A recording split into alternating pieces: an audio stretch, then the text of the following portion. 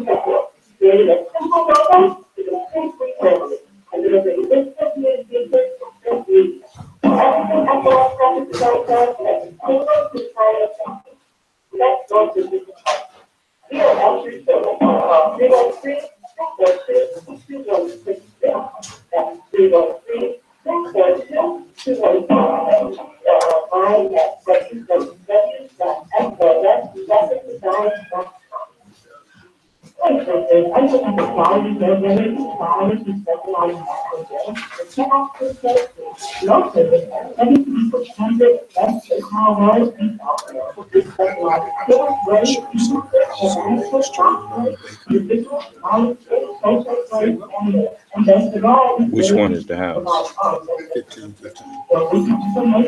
How much is it? Okay, I thought that's it for the bank. Okay.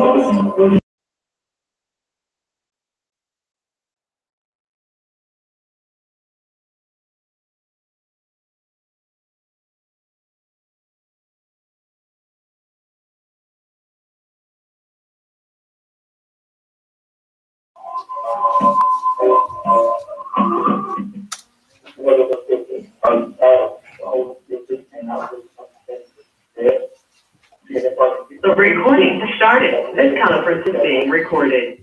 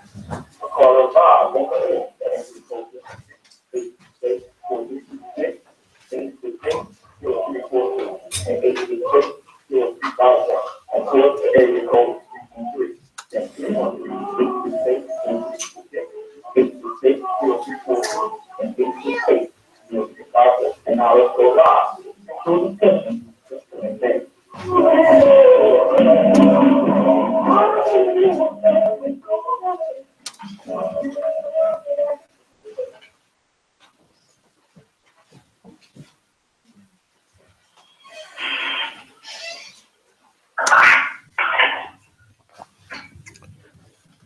the name of Allah, the Beneficent, the Most Merciful, the Truthful, and the Most Just, I greet all of you who hunger and thirst for Allah's understanding of His instruction in righteousness. I greet you all with the greeting words of peace.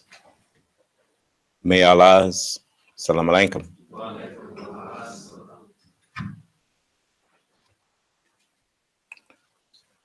I want to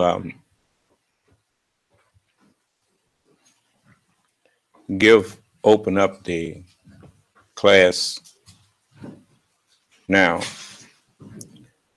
to you who have disagreements with me.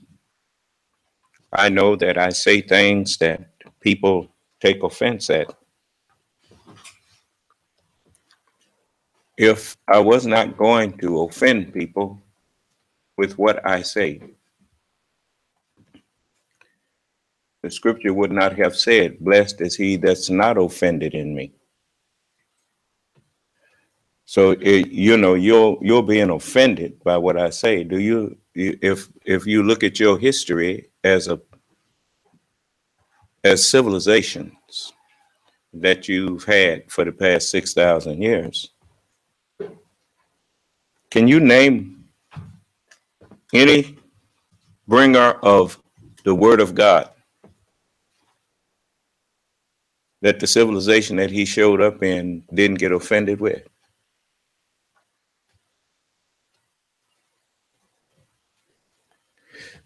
A good example of messengers of God for you.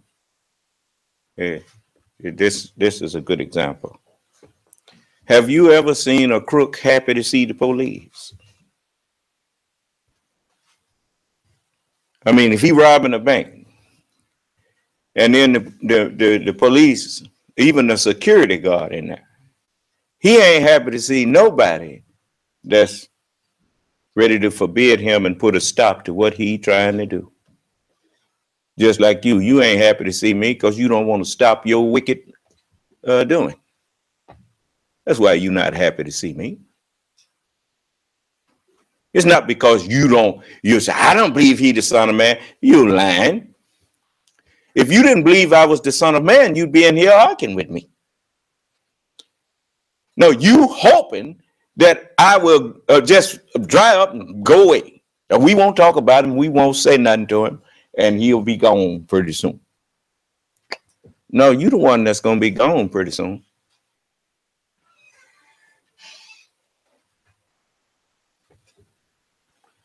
But anyway, thank you, baby. Now, I want you to listen. Now, this morning, I know I offended a lot of the people over in Hamtramck, but all I did was tell the truth. I had to correct Miss Ramsey, because she, I've heard her say it many times. There's a lot of Muslims over in Hamtramck, and they crime rate is down and whatnot. And I corrected her and let her know that no, those are not Muslims. Those are people who want to be Muslims. They're not Muslims yet. Anyone who's not submitting to me and obeying me is not a Muslim. Now, you would think that with all of the hoopla that people make about me being nothing, somebody would be on these phones straightening out what they say I'm lying about. If I say ain't nobody a Muslim except those who submit to me, Well, how come ain't nobody saying nothing? Are you aware that, I mean, see, you can't get out of this.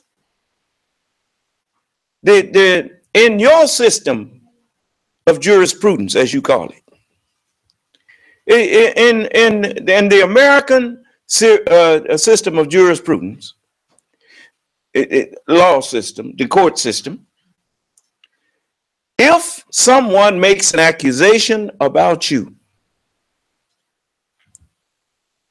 and you don't contest it, and it's done in your face, the judge will ask you, how do you plead? These people accusing you of something. This person is accusing you of something. In our case, it's generally the police accusing us of something. And the judge will ask you, how do you plead? You can plead guilty or not guilty, or you can plead nolo contendery. But a nolo contendery plea is the same as guilty. Is considered by the court as the same as guilty. If you're not going to contend that what the person is saying about you is not true, if you're not contending that it's not true, then you are conceding by your silence and your no contendery that it is true. Do you understand? Just like when I call the white man the devil, he not contending. So he's acknowledging by his silence that I'm not lying on him. So I want you to take back all them lies you've been telling about the Honorable Elijah Muhammad and the Nation of Islam that we was teaching hate, because we told you that the white man is the devil.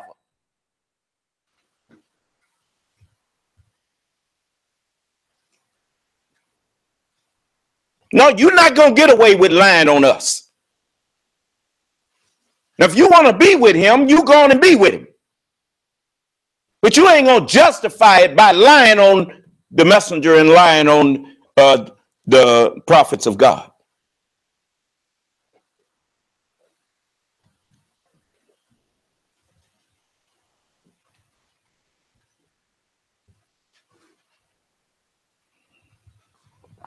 Now, is anybody that's out there claiming to be a Muslim and ain't following me? You ain't submitting to me. You're not a Muslim.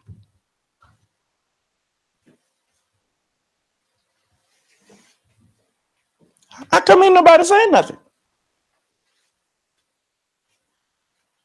Oh, they'd love to say something. But unlike the people they follow, I let them come in and argue with me. Of course, if you come in here to argue, you know what I'm going to do. I'm going to open up the scriptures, and I'm going to show you in the scripture what I'm saying, and then I want you to show me where the scripture contradicts me.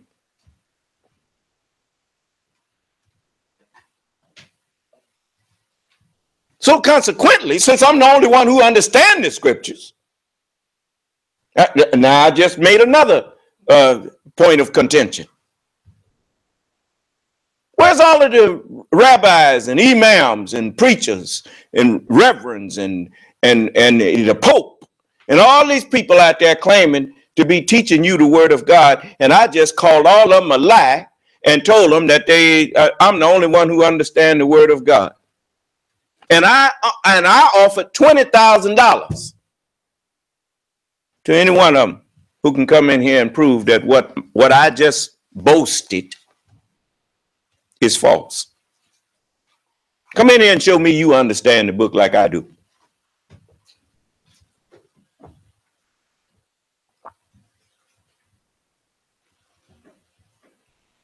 What? No takers?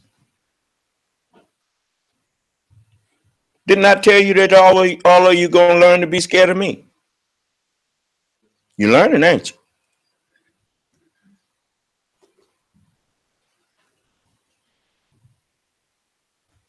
You won't hear Donald Trump or Rush Limbaugh or none of them say nothing about me. Tell him I said that.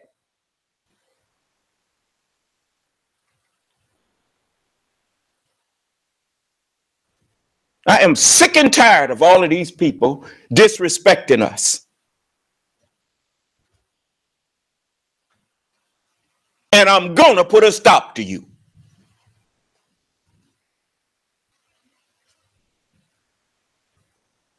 Yeah. And all of you that side with my enemy, you're going to get what he going to get. Now, you mark my words.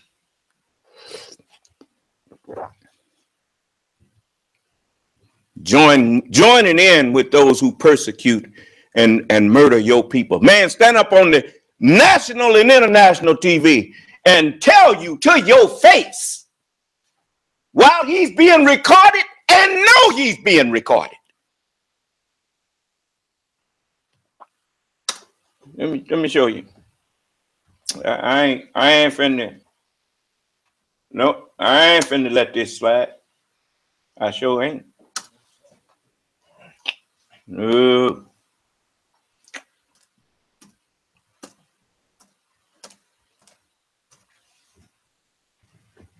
You know, when judgment comes, you know they can make you come in the court when you don't want to be in there. Yeah. And they tell you anything you say when they arrest you. Anything you say can and will be what? Finish it. You know what it said. Yes. I'm gonna let the police, a lieutenant. You don't get to be a lieutenant on the police force by being a fool.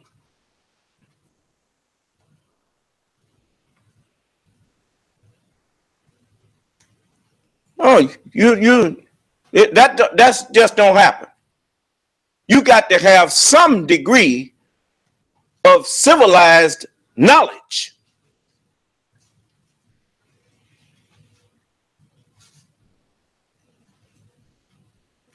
So now, let me see. I think they call him a lieutenant. If he wasn't, he's still a highway patrol. And I done met a lot of highway patrol officers. And the ones I've met, most of them are much more civilized than the city police and whatnot. I've met highway patrol officers that, you know, they talk to you like you civilized, like they civilized. They stop and say, "Sir, may I see your license?" Say, I clocked you at such and so and such and so. And I'll ask him, may I reach and get him, officer? And he'll say, yes, sir. Yes, sir. Go right ahead. And he ain't got no gun out. Of course, you say now that's how you deal with. Well, I'm the Son of Man. Now the devil can see. Most of them already know me before they pull me over. I've been across this country so many times that they know my license number.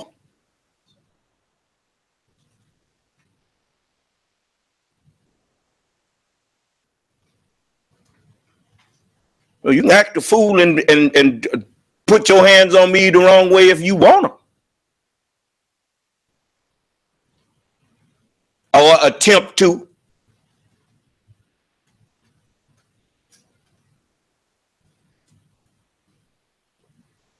You remember Brother Oni? Where Brother Oni at? He gone. Yeah, out there working, I think. But let me tell you something. I remember when I was out west in the limo. I know I told y'all about it. I ain't getting senile. But it's people that's listening that wasn't listening. They listening now. Me and Brother Oni And I think I had Brother Oni in the back seat. I was driving, and they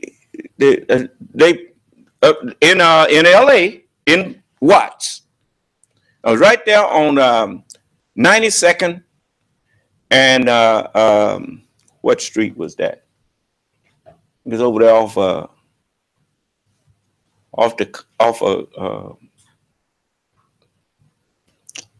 what's that street that run up?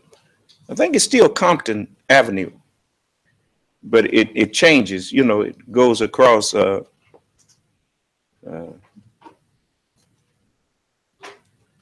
was that? It's off of 92nd, I think, in Compton. You know, it's been a long time. You know, but anyway, so this the 77. I think they was probably from 77. You know, that's what we call them, 77 precinct. They pulled us over, and so, you know, I put both hands out the window, you know, letting them see my hands. And now this was way back in the, it was what, back in the 80s. But anyway, might have been, yeah, it was around somewhere in the 80s.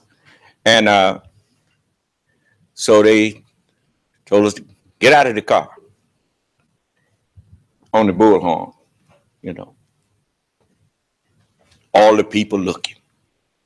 You know, he got all the people out there looking at us.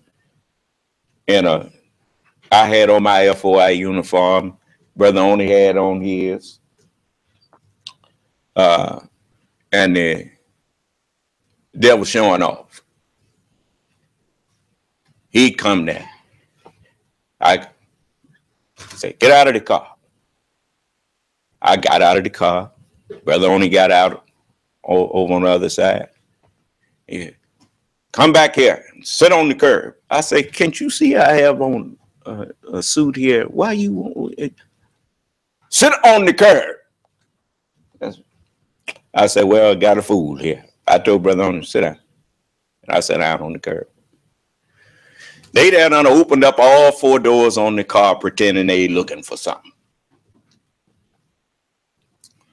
And mad because I was driving a limousine. And we was in a nice vehicle and whatnot. And we was Muslims. You know, had the flag on the front of the car and everything. They knew who we were.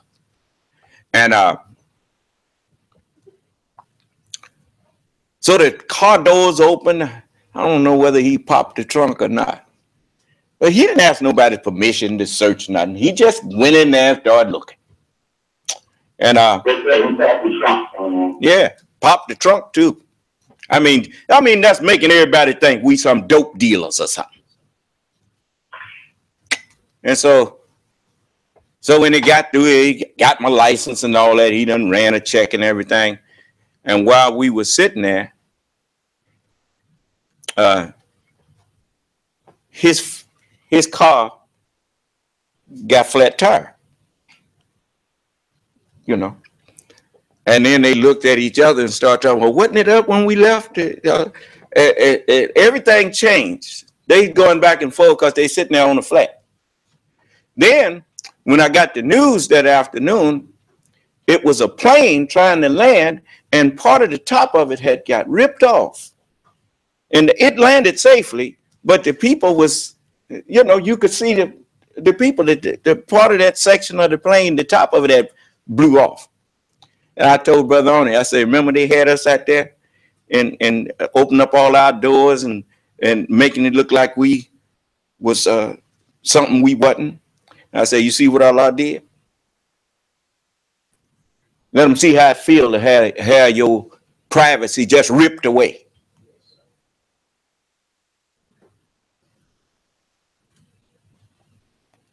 And I was a baby in this knowledge back then.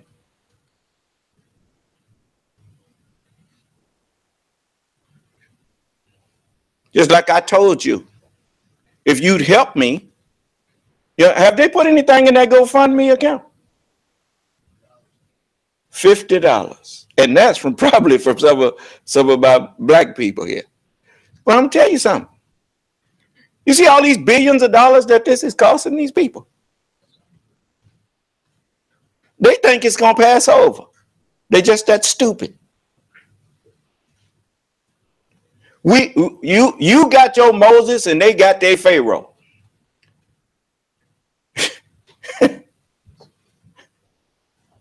So that prophecy is now coming to pass. You know, when they say it rained frogs on them, right? Hey, we call it cats and dogs now when it rains real hard. Do you understand? You notice how hard it's been raining everywhere?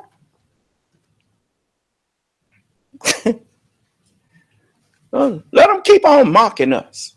Here, this man boasting about how many else he done. Let me show you.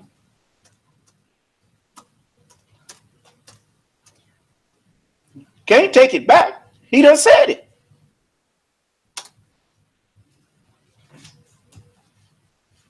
Just a minute. Let me put it on here.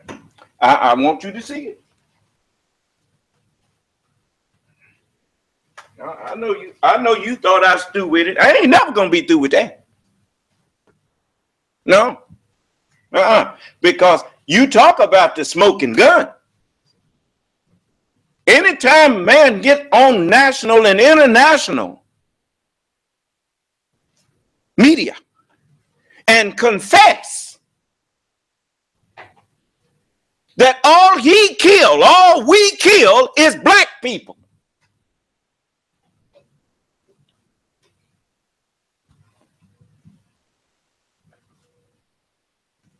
Section is a Cobb County police officer making some controversial comments, to say the least, during a traffic stop.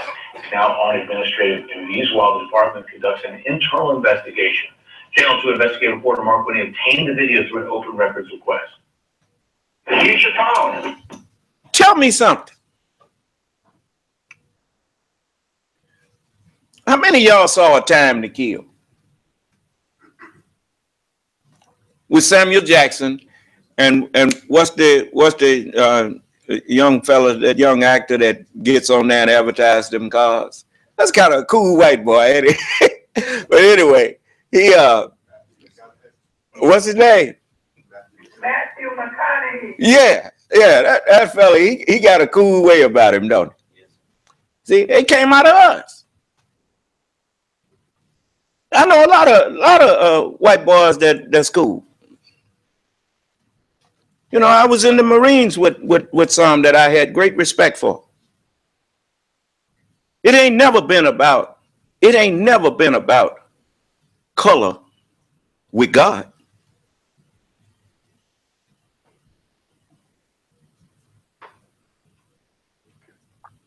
You can look at God's creation and tell that he ain't partial to no one color. Huh? I mean, you look at green, for instance. How many shades of green is it? I mean, you got a laundry list of just green. And you got all these different shades of red and all that. That ain't about nothing. I mean, let me tell you something. A man that started off in a cave, if we hadn't brought white people out of the cave, you know where they would be now? Still there. He can jump in anytime he get ready. Now, you know he couldn't have been too smart. So naturally, it's easy to teach somebody that's that dense that their color means something special. Do you understand? And a lot of them walking around here right now hanging their hat on that. That's what Dylan Roof did. He hung his hat on his skin. When the man asked him what kind of job he ain't got no job. He looking at black people that's doing better than him in a country where he started off, according to even his own fathers, he started off in the 100-yard dash against black people, and he had a 50-yard head start and still losing.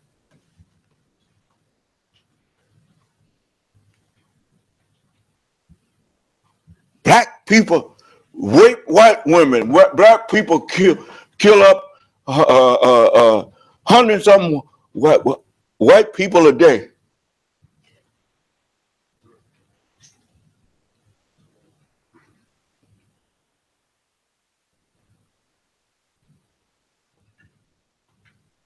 You know, I understand why the police took him to McDonald's or wherever they did. You know, I mean, that's what you do to a stupid dog. You take him and give him a burger or something, you know, give him a little meal, and put him over there and ask him, what was you doing, dog? It ain't no accident that the young people call each other dogs now. All that had to bear me witness. On the outside or what? Dogs.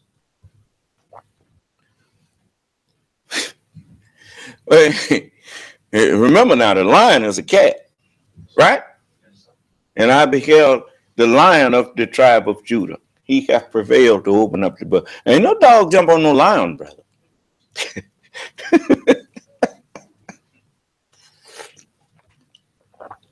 So I'm just having a little fun, keeping it light with you, you know. But now let's get back to this.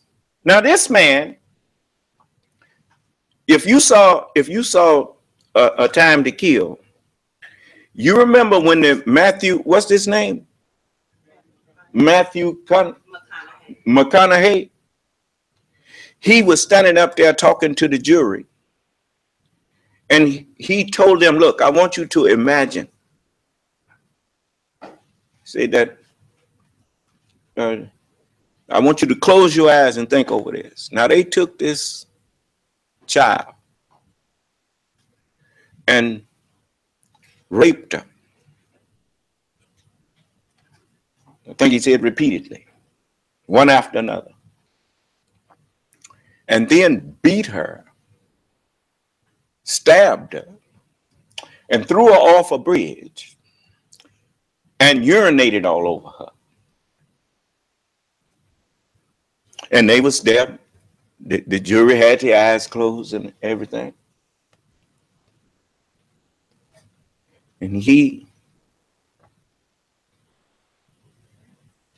did he ask him to imagine, let me see. Now, imagine that she was white. Everybody's expression changed.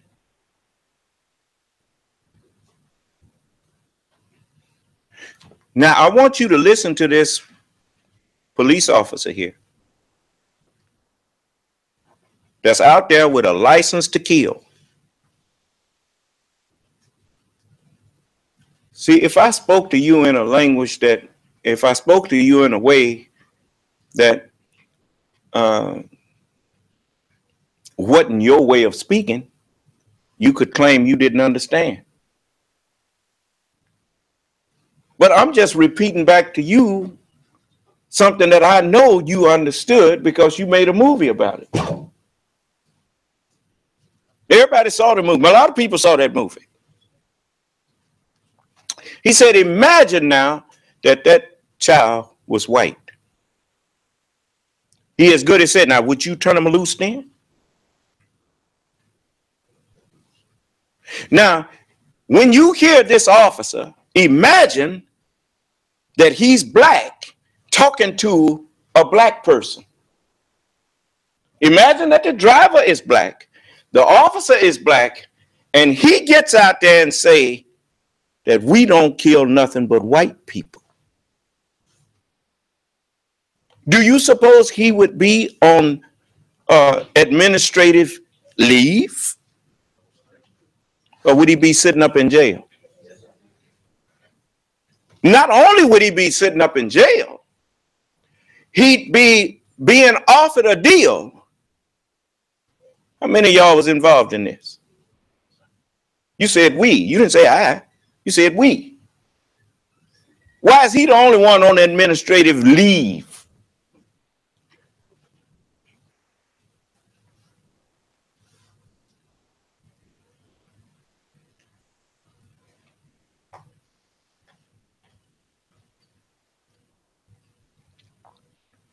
He shouldn't be on leave. He should be in jail.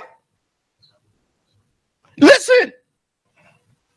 It's in your lap right there. I just don't want to put my hands down. Really sorry.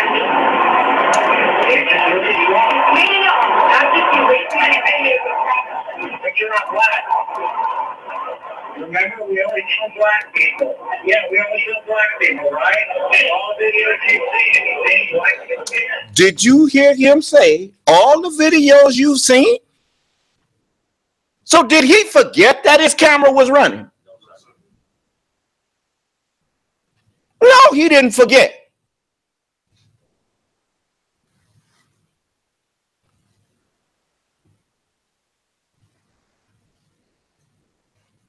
All the videos you've seen.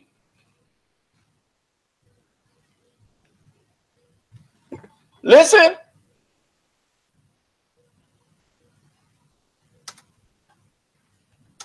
News, a Cobb County police officer making some controversial comments, to say the least, during a traffic stop. He's now on administrative duties while the department conducts an internal investigation. Channel 2 investigative reporter Mark Whitney obtained the video through an open records request. Use your phone. It's in your lap right there. I just don't want to put my hands down. Really sorry. Not just you wasting my time. But you're not black. Remember, we only kill black people. Yeah, we only kill black people, right? All the videos you see, anything like.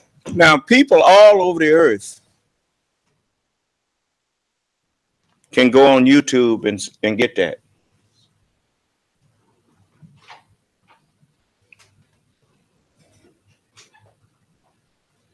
And you talking about you in terror because somebody came and ran a car into you or whatever. You want to see terror? That's what we've been living under.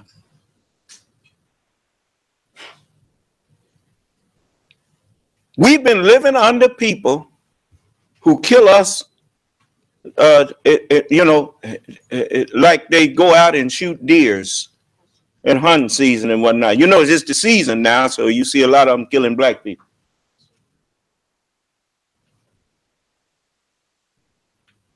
And then he get on there and reassure his white sister. Oh, no, you ain't got to worry about that. We only kill black people. Haven't you seen the video?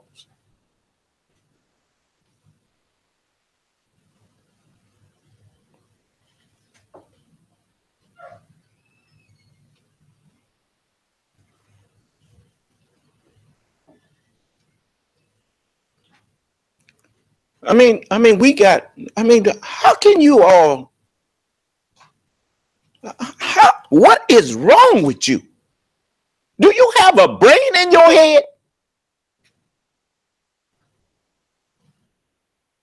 Why are you following all of these people who obviously been bought off?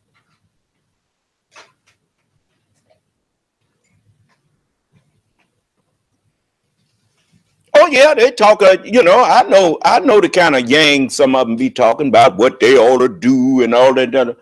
Oh, you ain't got nothing to frighten white people with.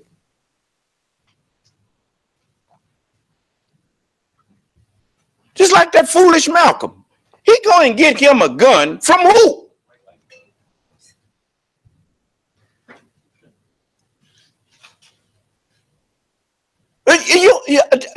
When you go call yourself getting a gun to fight white people with, the white man look at you and say, "Come, you ain't said nothing, let's dance, boy. What kind you want?" He'll even show, "Here, I got this one too. And this is a repeat. This one is, you can make it automatic." And then he called his boy. He called his brothers. He said, "We got one here."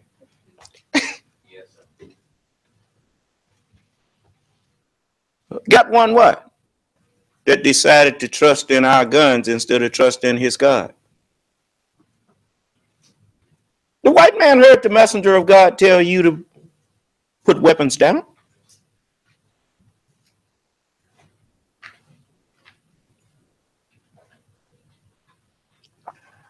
I'm warning you now. Hurry and get rid of all the guns that you got.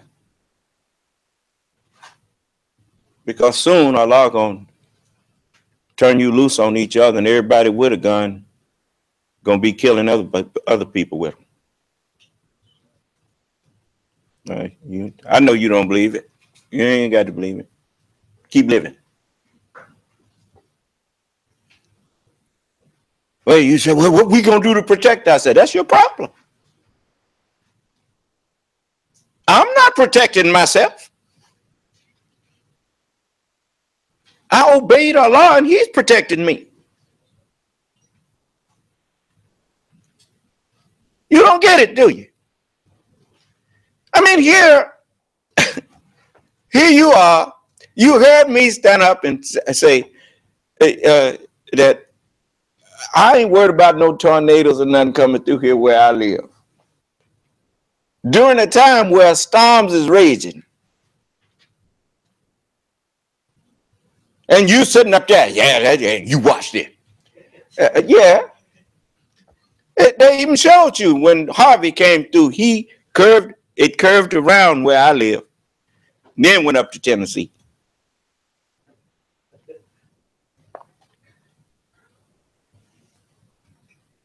You won't hear Rush Limbaugh say nothing crazy about me because he called Minister Farrakhan Calypso Louis.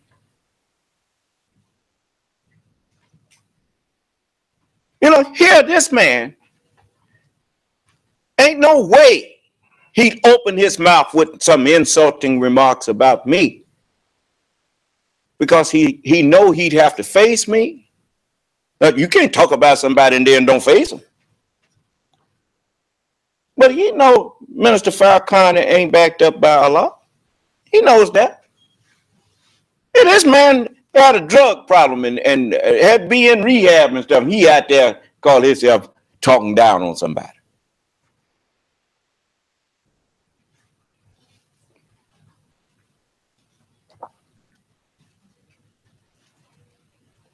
You know what Allah said about me? He said, "Who will lay anything to the charge of mine elect?" Charge me with what? Only thing you could ever charge me with is caring about people who didn't give a damn about me.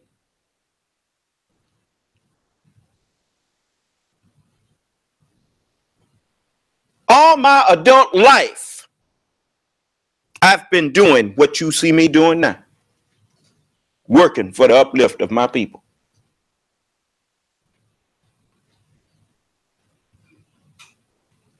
Can you claim that? Who else can claim that one?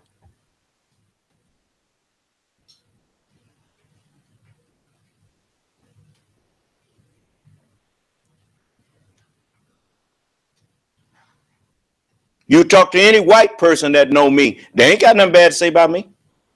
Nothing. They say, "Oh, Muhammad, he a good man." That's what they say.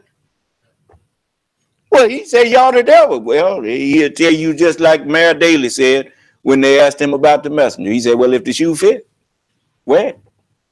Now that's what the white man answered when they called themselves gonna back him into a corner about the messenger calling him the devil. While he declared Elijah Muhammad Day in the city of Chicago. And they want to know why he did that. He said, "Because don't Elijah Muhammad teach that white people is devils?" And Mayor Daley wasn't no coward. Presidents were scared of Mayor Daley. At least that's what they said. When he invited a president to Chicago, they went. And Mayor Daley told them when they asked about him declaring a day in honor of the Honorable Elijah Muhammad, you decline a day in his honor, and he called white people devils. Mayor Daley didn't bite his tongue. He said, if the shoe fit, wear. Well, you're the one don't know the truth. That man ain't get to rule the world by not knowing who he is. And I'm going to tell you something. He ain't ashamed of who he is either.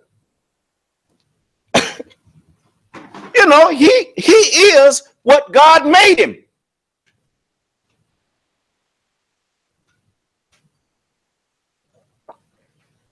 And now he's hoping that I will have mercy on him. And I am having mercy on them that's done stopped their work. Because I don't blame white people for being the devil. I blame them for not wanting to stop.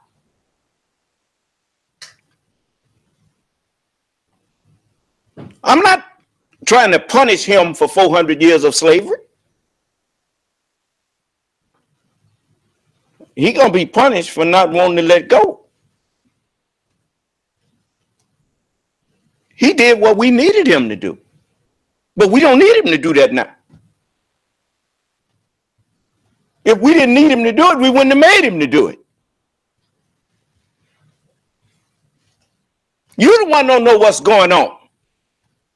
And can't nobody tell you nothing because you all messed up in the head. And you don't even want to acknowledge that. You ain't got sense enough to see that the reason you in the condition you in is because of the condition of your mind.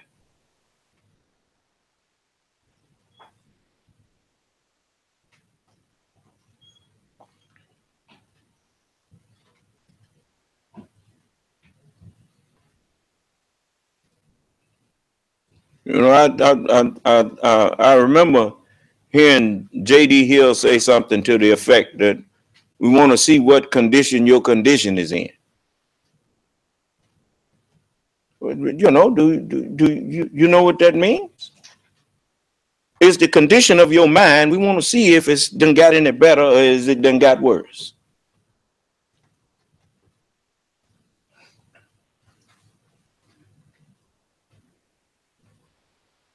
You got these fellas still out there stealing words that they don't understand just to parakeet them to make themselves in their eyes look big.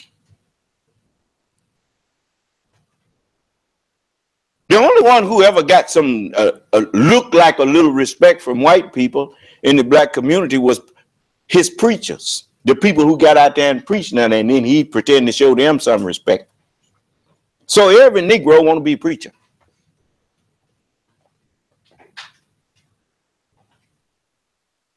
The Honorable Elijah Muhammad told his ministers, he said, now I'm the only man of your kind who can stand out here and talk like this. He said, don't you try to do it unless you say what I said.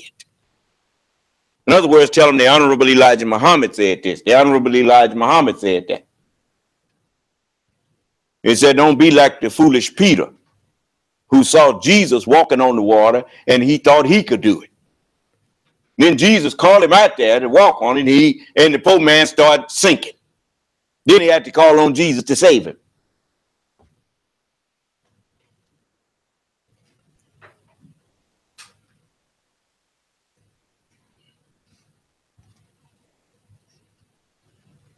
You know, you see what happened when Donahue was toying with Minister Farrakhan. Now, did you say gutter religion? Now, Mr. Donahue, I didn't say that. Well, let's play the tape. He played the tape, and sure enough, it was gutter. Huh? But the fact of the matter is, what difference do it make if you say gutter or dirty? It's the same thing. But you see, the words that was coming out of his mouth, he wasn't up to the understanding. In his understanding, he wasn't up to that level to be able to speak like that. And the white man knew it. He'd be challenging me if he didn't know I'm up to what I'm saying. The scripture says this about me. It says, but the Lord is in his holy temple. Let all the earth keep silence before him.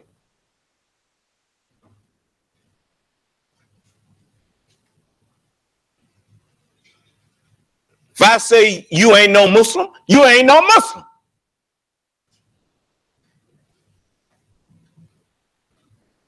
Now come in here and make a lie out of me. And get yourself $20,000 for your effort. Now I know that's worth the effort. Isn't it?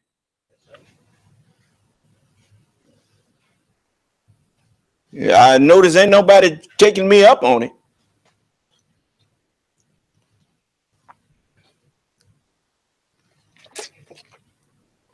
Maybe it's hope for you after all. Anyway, you know, I mean, really, I mean, your no contest is saying that you accept what I say. It's true. Well, Allah said, son of man, they hear your words, but they won't do them. See, he told me about you. You know, it ain't nothing you doing surprising me. Nope. The Honorable Elijah Muhammad said the same thing that the prophets before him said. When he saw how you would act to me, he told the nation, and I got a witness, his niece. She the one told me about it. That the messenger told them he was talking back in the 60s. Now, that was before I even came in the nation. I was a teenager in the 60s. And he told them, he said, if he be a little black man, he was talking about the Savior. He said, if he be a little black man, you're not going to follow him. You're not going to accept him. They said, yes, we will, dear apostle. He said, no, you're not. You know, what did the book say? He came unto his own, and what? Now he been running around there over to Mecca every year, kissing a rock and telling the rock at your service. Now the man is here that the rock represent, and they tell me in so many words, they don't come out and just say it. Hey, go to hell. That ain't gonna help you do nothing. But they'll run back over to Mecca and kiss that rock some more.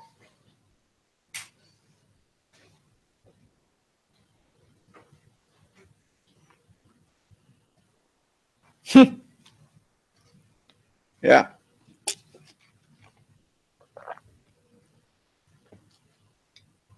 You know, I look at all these people's religions and the stuff that, and Isaiah sure said right. He said all our righteousnesses, all our religions are no more than a pile of filthy rags. Your religion ain't worth nothing. I'm the only one got a religion that's worth anything. How you know? You hear anybody else offering you any money to prove that their religion is false? They don't need no proof that it's false. They already know it's false. If it wasn't false, they wouldn't be out here. Do you got to prove to a man that he ain't Santa Claus? No, you ain't got to prove to no man dressed up in them on the street at Christmas time or in a store or whatnot. He ain't gonna tell you, "Well, I'll give you something to prove I ain't Santa Claus." He already know he ain't Santa Claus. Don't you know the mere fact that I'm telling you that these people that you got out here, the whole world of people claiming to be sent by God, all of them lying.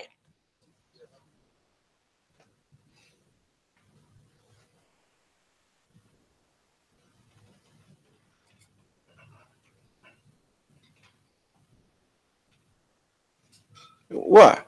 No, you're mad. You're mad. Tell your leader to come in here and say something to me.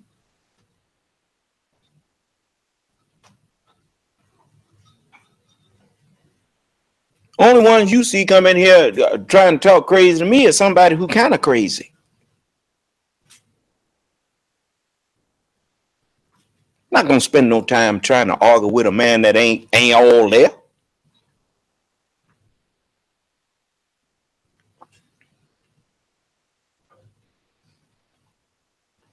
No.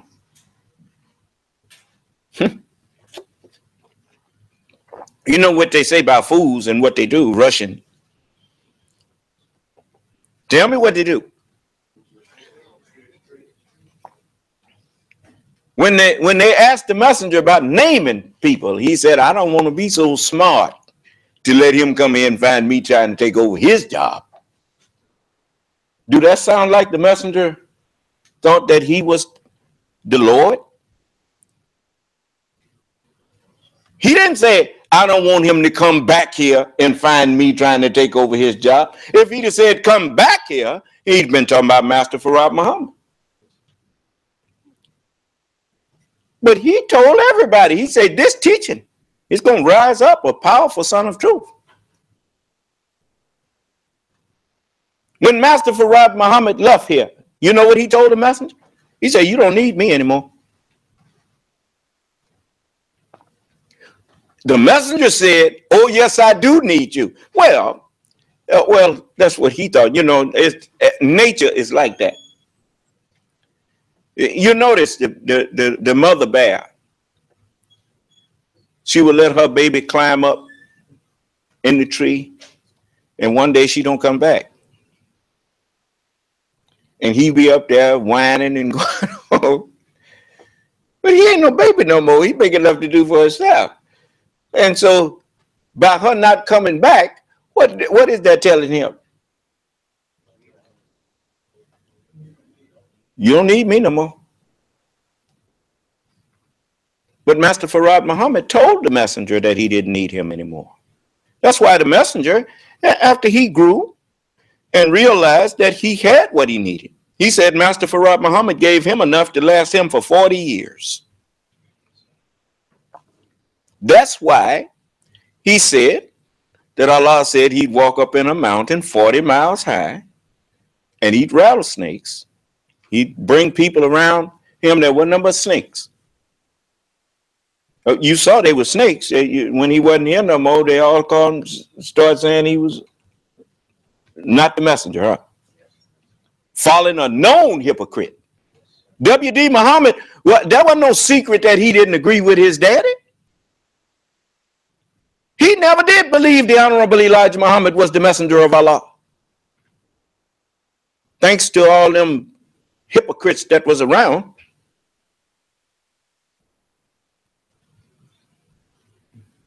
Somebody, Mama said Daddy ain't met with nobody. Mama, did you hear Mr. Farad ever tell Daddy that he was God? And he said she dropped her head and said no. The messenger had already told him that nobody heard but him. But that's what happens when you dealing with people who disbelieve. They want to have justification so bad. It's like a man that wants water so bad till he see water where it really ain't no water. It's called a mirage. So it's like people that they think they can argue with me, and then they get in here and they wind up like them people who thought they could whoop Muhammad Ali. Remember this one fella? Was it Ernie Terrell? Which one of was it that he asked him, what's my name? I really admired that man. Muhammad Ali. You couldn't help but admire him. Because he defended his title regardless to who it was.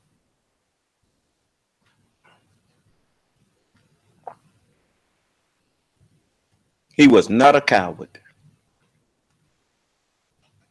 And he never denied the Honorable Elijah Muhammad.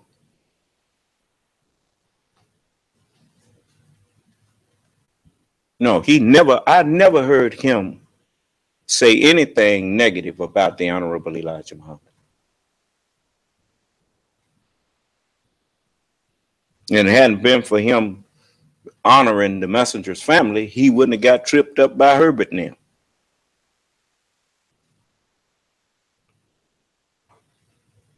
The messenger had warned everybody. He said, don't let my children lead you to hell.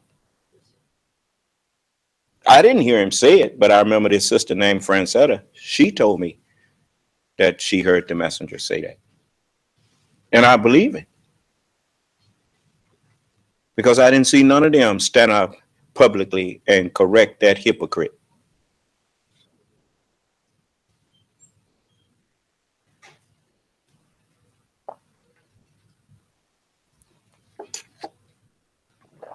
I'm the son that all of the prophets were promised.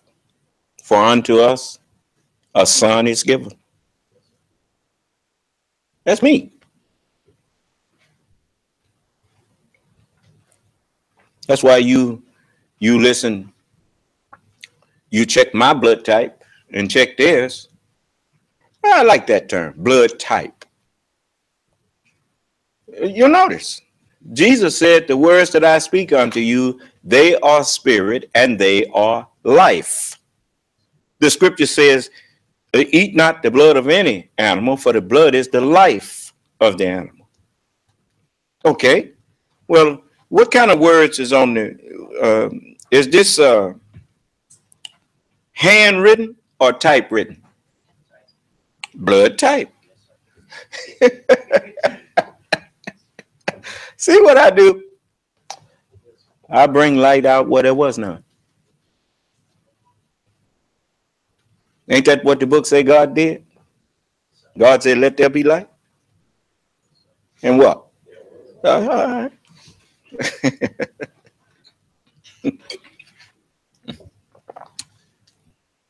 See, I'm provoking them now. But they won't come. You know, when you get too close, you know, the sun is not like regular fire. You know, the sun, you notice, if you this hot and you 93 million miles from it, you don't want to go there and examine it.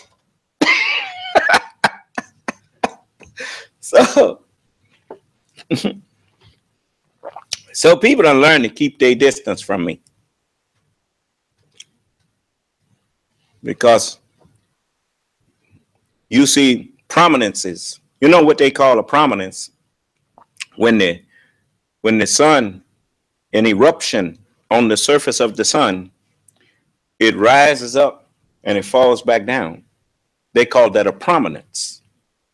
But if it rises up and keep going, they call it a solar flare. You see, I learned that from white people. You see, if I hadn't honored him, then I couldn't be God's messenger. I could not be the first and the last. The messenger told me, he said, just remember, when you honor them, you are honoring a ruler. If God give way to them to rule, then you are honoring a ruler. And so I honored them. And so whenever they said something that attracted my attention, it didn't make no difference to me because it was him saying it. If it was the truth, then I accept it.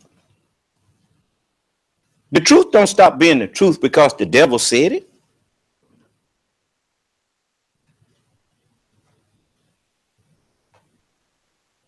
I'll tell you how quick you'll forget about color. Go to the market and be in the checkout line and give somebody $100, and you may be due $50 change, and they can be black, brown, yellow, or white. If they give you the wrong change, color ain't got nothing to do with it. You start doing math with them. Isn't that right? Yeah.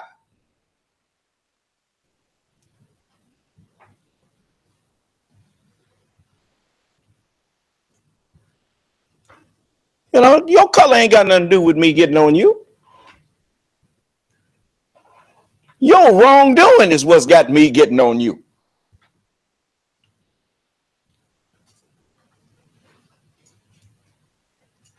So, see, I offered you a way out, and it's still there. You got people that they'll tell you with their mouth that they really sorry for what happened to you and me. We got an account set up on GoFundMe. You don't put anything in there to help me undo what was done to us? Well, then that's your way of telling me that you don't care.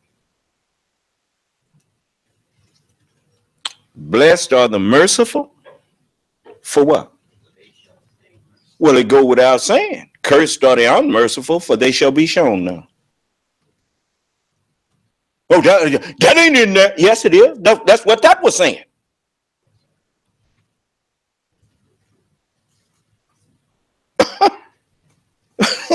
Didn't have to be said. If it said blessed are the merciful, well, cursed are the unmerciful.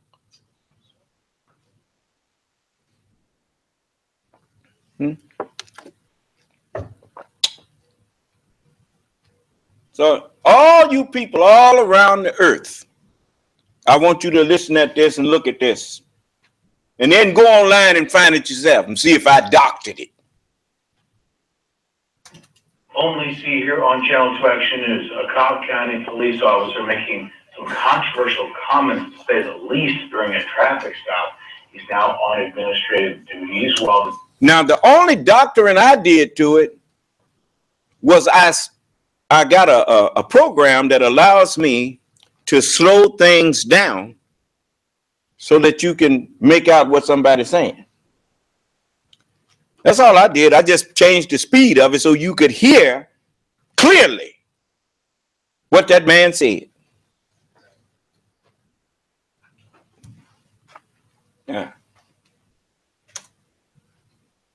A Cobb County police officer making some controversial comments, to say the least, during a traffic stop. He's now on administrative duties while the department conducts an internal investigation. Channel 2 investigative reporter Mark Woody obtained the video through an open records request. Use your phone. It's in your lap right there. I just don't want to put my hands down. Really sorry. You just did it. You are. No. I'll keep you waiting. But you're not black.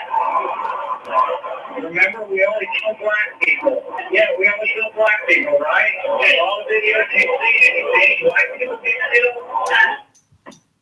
You see? With all the videos you've seen, have you seen any white people get killed?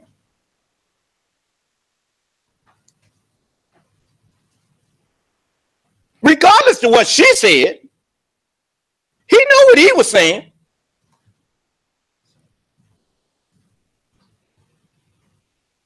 We only kill black people.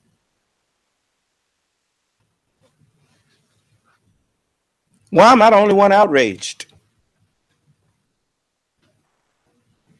Why am I the only one still talking about it?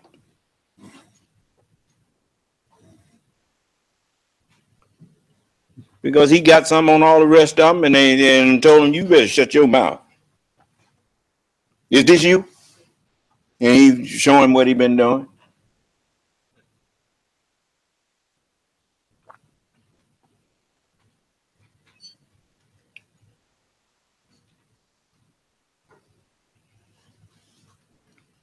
You think I've been doing this for 40 years and the white man ain't checked me out up and down, right and left, back and forth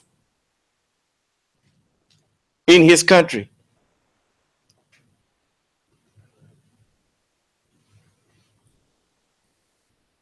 You ask some of the brothers, they was shocked, but not me. I was here a long time before any of y'all got here. They'd go way up in Louisiana, and the police stop them and say, "Oh, you a Muslim?"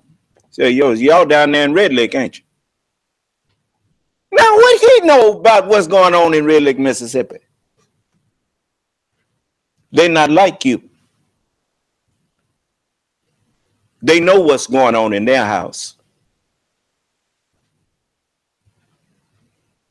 You the one don't even pay attention to what's going on right next door to you. Just like right now, you want me to stop talking about this because it makes you uncomfortable.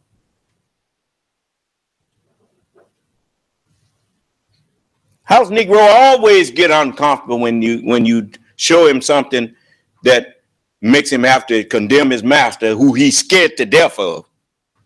Master gave him a job. You know, master will take his job from him. What did Donald Trump say about the NFL players who decided that they didn't like what they see going on? Look, fire them SOBs. Huh? Take his job from him. He'll shut his mouth. He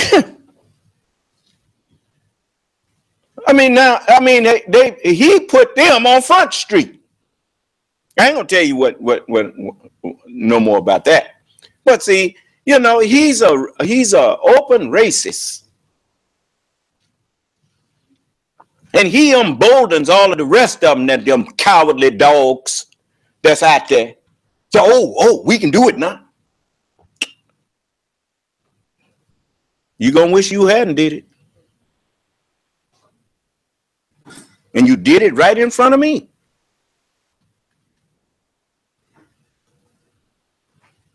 You know what they used to have when I was growing up? Let's see here. I didn't realize all this stuff was. You remember say come before his presence with what? With singing. Before he show up, sing about him. Ain't that something? Let me show you something here. You know, I like to get people. I have such a good memory on some things. Now I tell you, the things that I don't remember, you know, you can always tell what a person's nature is. You know, if you really check it. You know, it's just like with you, white people. You know why you remember the good that you do for people? It's because that's not a natural thing with you. And you don't remember the evil that you do because it just comes natural. You don't even have to think about it. You just do it. It's a habit. That's the way I am about good. I don't hardly remember the good that I did for people. People come up to me all the time, tell me, you remember when I was in jail and you did this for me, or when I was there and you did that? I said, not really. And, you know, but I remember the evil that I do. You know, I remember things that I did that was not right. I just don't remember the things that I did that were right. That's why I can agree with the messenger when he said Islam is my nature. He said the black man's nature makes him to tremble in fear at times when he know he's far off the path. And that's the truth. You know, it's like, I mean, I just think about maybe causing somebody harm because I may have been overly aggressive, or I could have stopped that. And it scares me. So I don't never want to be the cause of innocent people to be hurt. And when I say innocent, I mean, you know, ignorance is a defense. I mean, if I know that a man don't know, well, then how can I hold him really responsible? Even when he acting a zip fool, that don't justify me acting a fool with him when I know.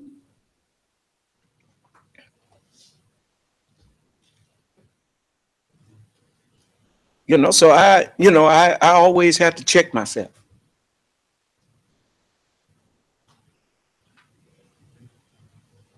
You know, but this song here, when I was a teenager,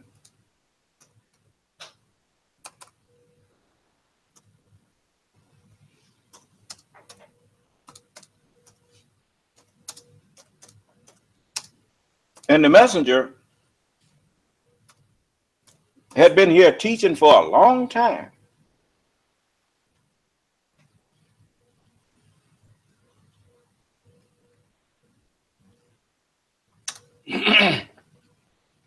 And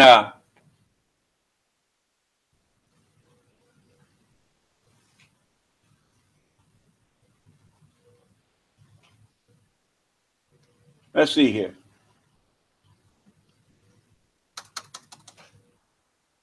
It's so many. I think this is it here.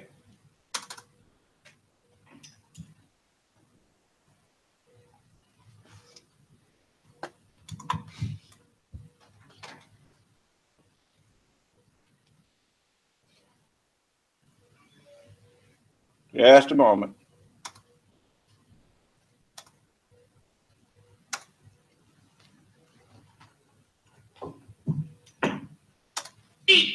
Hear ye, the court's in session. The court's in session now. Here comes the judge. Here comes the judge. Here comes the judge. Here comes the judge. Here comes the judge. Here comes the judge. Stop it, that judge. Cause here comes the judge. Don't nobody do it. Cause here comes the judge.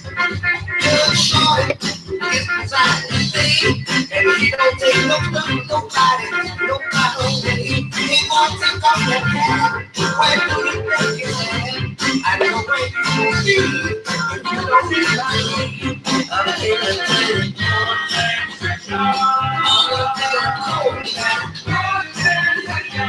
Ain't nobody stopping that. Here comes the judge. Here comes the judge.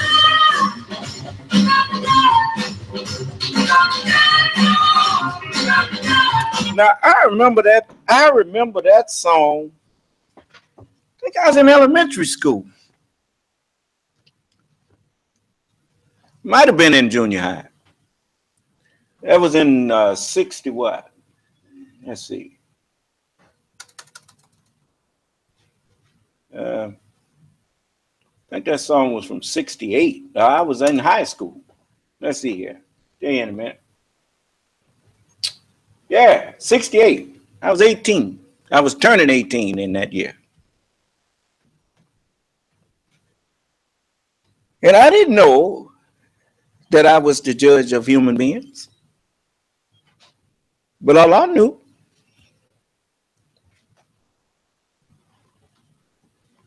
haven't you noticed people come in here, they don't like to talk to me no more? Because I'm always telling them what's in their heart that they thought they was hiding. The lady that woke up in the middle of the night to write the battle hymn of the Republic. The white lady. She said, he has sounded forth the trumpet that shall never call retreat. And you notice I'm the only man who stand up and teach, and can't nobody make me back up off of what I said. Ain't nobody judging me. Well, I said dirty. I didn't say gutter. I didn't mean it like that. No. I don't speak that which I have to come back and take it back. No. A lot of times, because I'm merciful, I will say to somebody, and there ain't nobody got on me about it. I got on me about it. Like sometime a judge, he will, a real judge, he will be in court and he will go back and forth with a plaintiff or with the counsel or whatnot. He said, we're going to call a brief recess. And we'll be back in here in an hour. A lot of times it's because he find himself getting a little too,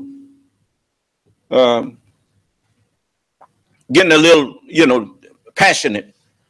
When he can't sit up on the bench being passionate, he has to be dispassionate when he's holding a trial. Unemotional. And he find himself getting a little emotional, he'll go and calm himself down. And then he come back and he said, well, okay, now let's proceed. And then they do that. Well, a judge has to be conscientious. He has to be self-conscious. If he's not self-conscious, he has no business being a judge. How you gonna make judgments about other people and you're not even self-aware?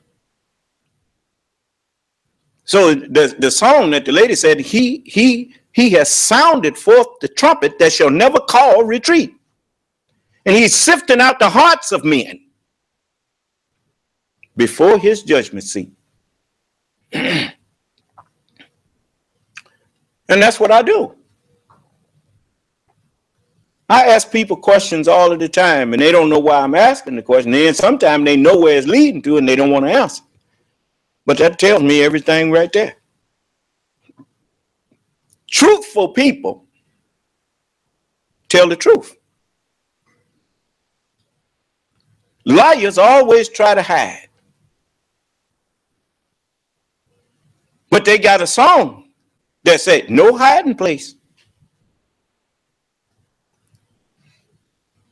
Not down here. Why? Because the only place you can hide is in the Lord. You better take refuge inside of him. Anything else ain't gonna work. Went to the rock to hide my face, and the rock cried out. No hiding place. No hiding place down here. You see? I've asked you to go find people that claim they got some understanding of the scriptures or whatnot. I told you go find them and bring them in here. Well, they've been educated by the educational institutions of this world. But when you run to the rocks, those who, you know what a rock is, a continent is a rock. It's a big rock in the midst of the waters, and it's solid. What did Jesus say? Upon this rock, I will build my church. The rock is the truth. And the gates of hell shall not prevail against it.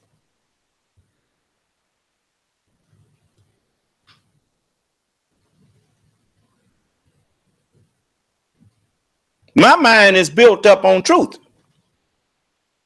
The messenger said the black man's God is truth, making him truth for us all.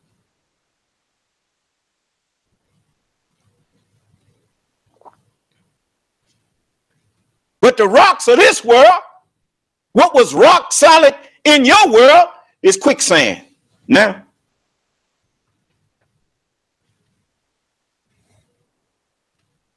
everything they told you was half a truth or no truth.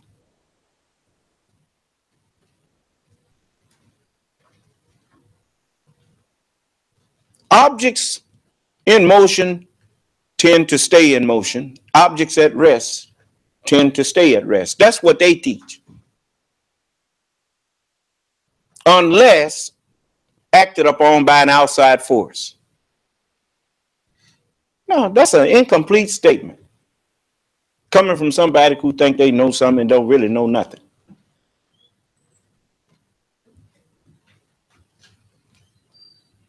In a vacuum, objects in motion will tend to stay in motion. And objects at rest will tend to stay at rest unless acted upon by an outside or an inside force.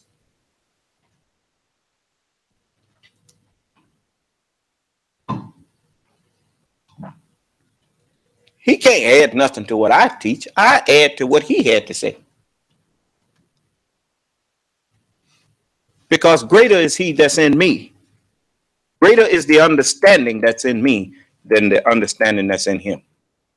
That's why I have peace and he don't. And he ain't got none, and that's why you ain't got none, because what you got from him. So all y'all can do is be out here doing what he taught you to do, which is get guns and shoot at each other.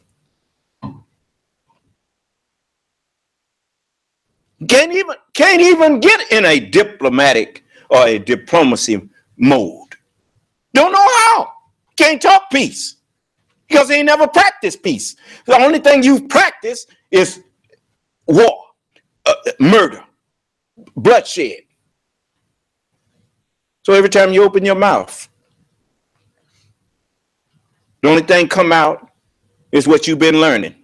And that's all you've learned. You haven't learned the ways of peace. The way of peace they know not. You know what the way of peace is? I show it to you every time I get on there. Every time I first come on, I show you the way of peace. Anyone that has a disagreement with me, let me hear it. Why should people listen to you and your disagreement with them if you wasn't willing to listen to their disagreement with you? But they are bigots. That's how they use the mass media. They use it for bigotry. They get on the news media and they just say a lot of things, and the people that they talk about can't talk back.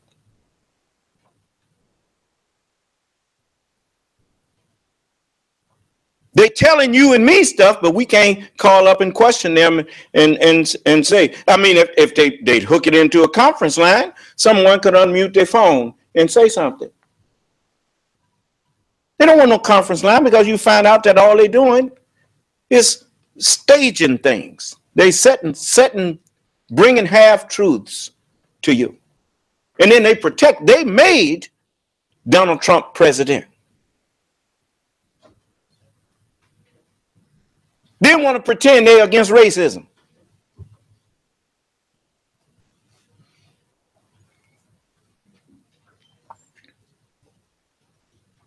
They know that the very nature of electrical things is that they bound to malfunction.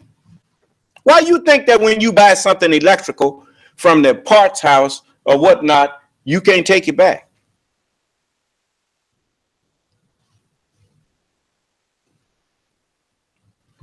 Have you ever wondered about that? If you go and buy a computer from the parts house and it don't solve your problem, they won't take it back because they don't know what you did to it. I mean, electrical stuff is untrustworthy. Now they turn the voting system over to an electronic device. The very nature of electrical things is that they are not dependable and they can be made to function however someone who is wise enough want them to function. They can make it do that. Haven't you ever sat down and wondered about, look at your computer. Every one of you got one. You got your phone. You got a password on your phone. Okay, when you get ready to use your phone, you can pick it up and punch something in there. And other people, when they try to use it, it don't work for them, huh? People who made that phone made a back door where they can get in there.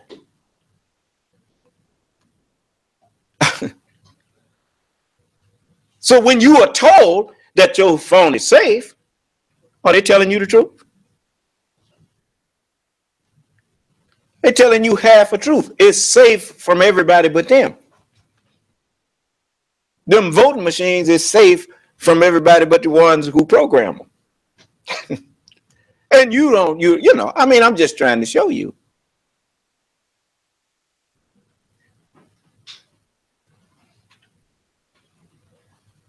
The voting process never was broke. It didn't need fixing. It was already working.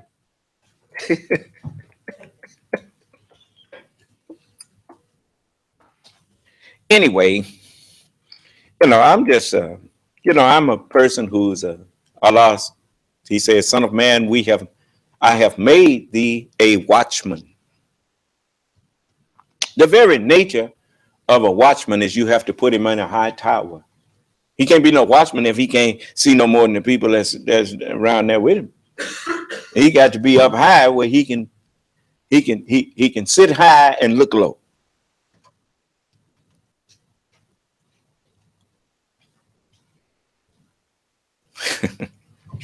Anyway, so you see, the book say, "Here come the judge," and that at least that song said, "Here come the judge, here come the judge." And this is another one. Watch there.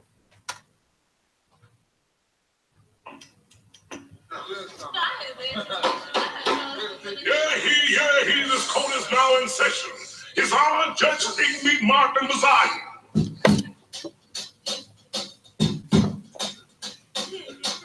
Yeah, he the coat of swing is just about ready to do that thing. I don't want no tears, I don't want no lies, but all I don't want no alibis. So, you know, I mean, I remember what I can't find them right now, but I mean, they had a lot of songs saying, "Here come the judge," and so you know, I mean, all that was actually come before his presence with singing. And right after that, it says, "And enter into his courts." You know the meaning of the name Muhammad? It means praiseworthy. One who is praised much and is praiseworthy. Enter into his courts with praise. The Honorable Elijah Muhammad ushered in the judge. Enter into his courts with Muhammad. He told you, he said, the prophet said, "Thus saith the Lord." He said, "I say, here is the Lord."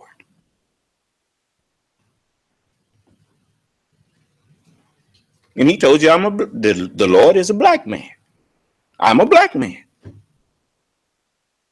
And he had to wake me up to the knowledge of myself.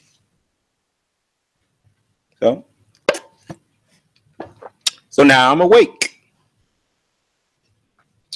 And now I want you to see something else here.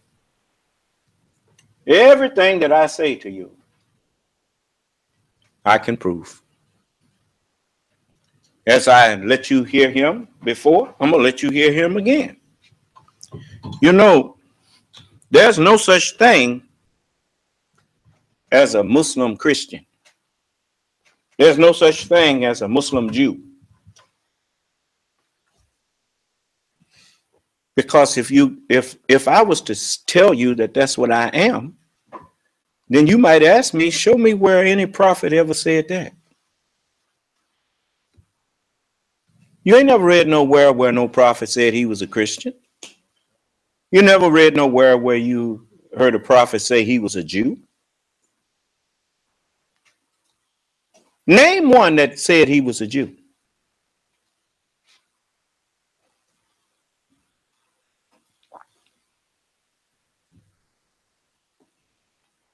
We didn't even refer to ourselves as black Muslims. White people called us black Muslims. The Honorable Elijah Muhammad called us Muslims. He told us we were black people. We weren't Negroes. We're the Asiatic black man. The original man of the earth. That's what the term aboriginal means. AB, original. Asiatic black original man.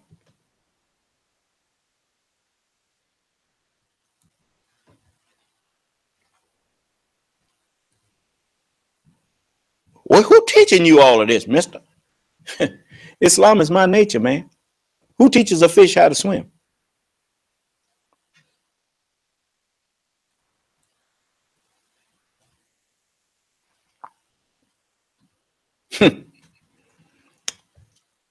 That's why, people say, well, how come the messenger didn't tell? The messenger wasn't nobody to tell you who I am. He said it is good that Allah is here to make himself known.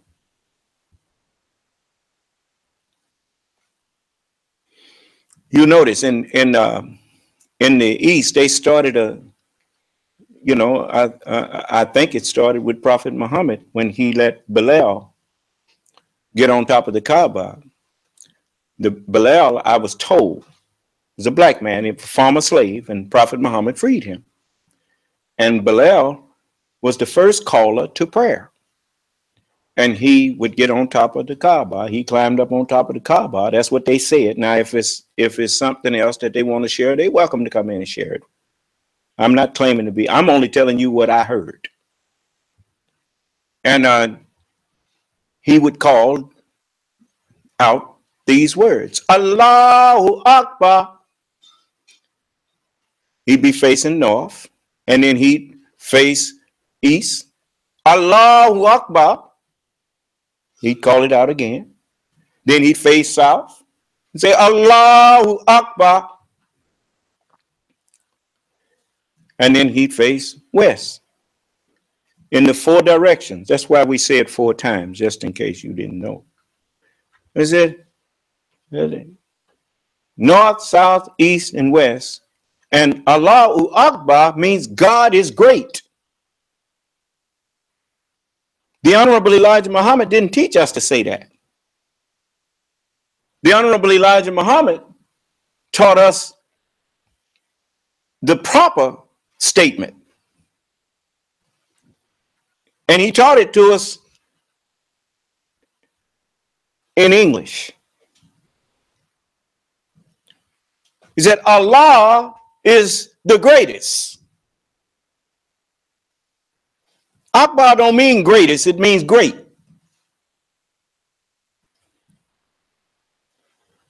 But as Jesus said, my Father is what? Greater than I am. Not only is Allah greater, he is the greatest. You'll find somebody else equal or greater than me, let me meet them. Come on in here and let me question you, since you say you're equal to me.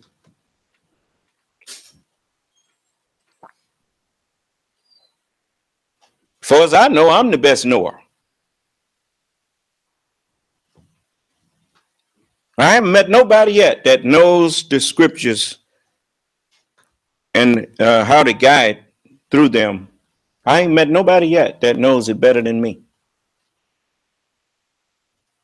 or equal to me. Have you?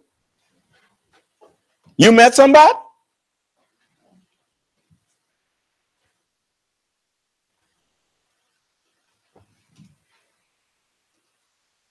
See, now you without excuse now. If I had not come out here and spoke like this, you'd have not had a knowledge that you've been disobeying and been rejecting the Lord himself.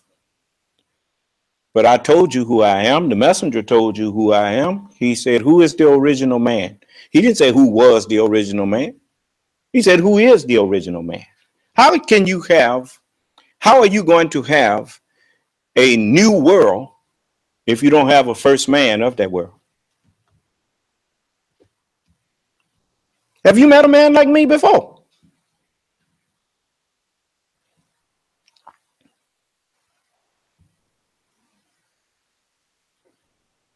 Just tell me, have you ever met a man like me?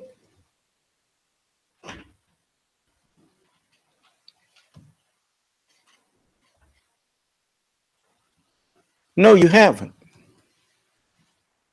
I'm a new man.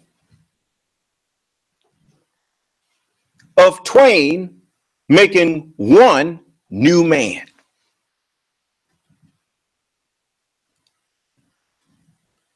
It's just like what I told you about the white man being made of fire.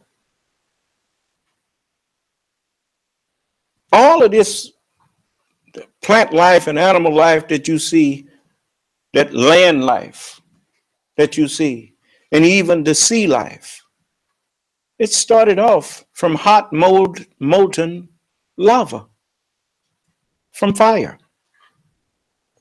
And since he was given the knowledge of how to learn all about these things, then we created him. We created the mind that's in him of natural things. We created it from fire.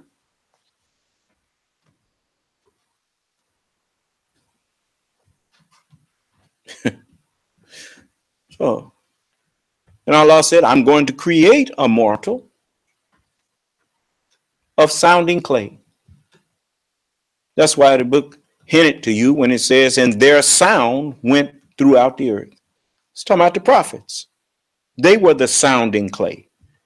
And the sound, what is language? Language is just sounds that we make. Their sound went throughout the earth, but didn't nobody understand the sound that they was making.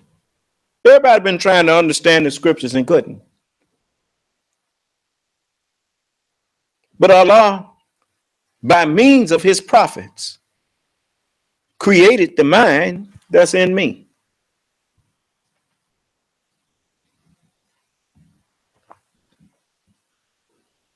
Of black mud, fashioned into the shape.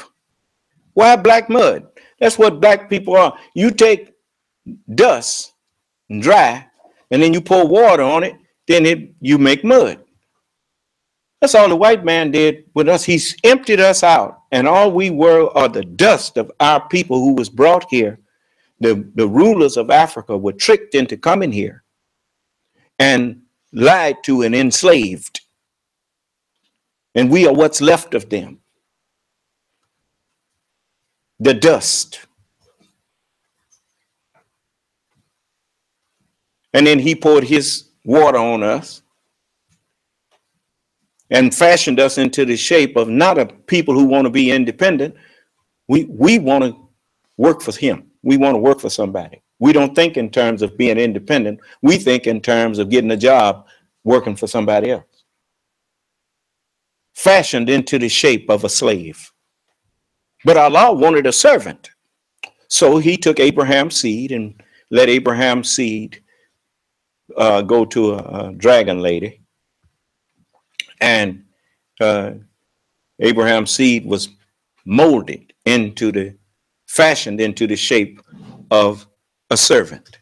Then Allah said, now, I'm taking you and I'm going to make you my servant. You've been serving these people. Now you're going to serve me. And so now I'm serving Allah. You see? And you notice when it's just like when the white man was saying that, join the Marine Corps. The Marine Corps builds men. I volunteered. He said, go over there and into Vietnam. I didn't object. I went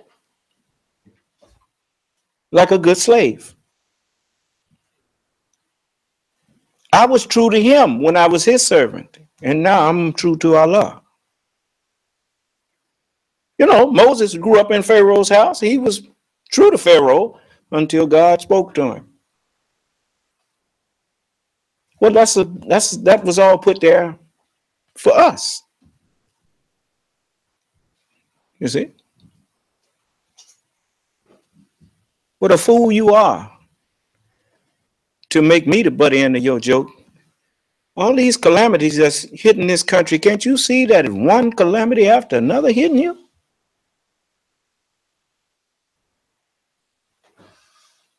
Are you that stupid? Do you not see everything I say? Allah backs me up.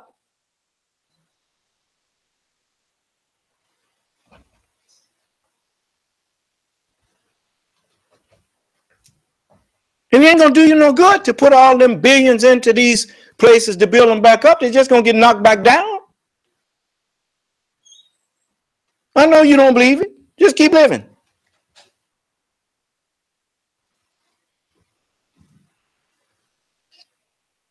You have a way to spare yourself all of this heartache. Help me to help my people.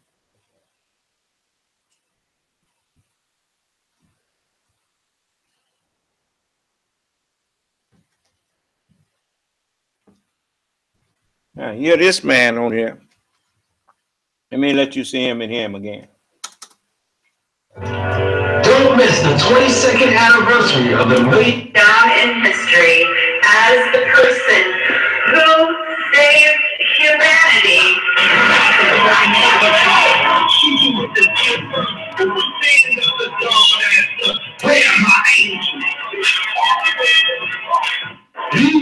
He said his Lord and Savior has converted to Christianity. My Christian friends who they said, and to my Christian friends who they said, gee, Farrakhan has converted to Christianity. He said his Lord and Savior is Jesus Christ. I've been saying this. But my Lord and Savior ain't the one that allow you to hang on a tree or allow the white man that his skin they represent to mistreat a Native American, a Mexican, or somebody else. That's white supremacy. That ain't got nothing to do with Jesus.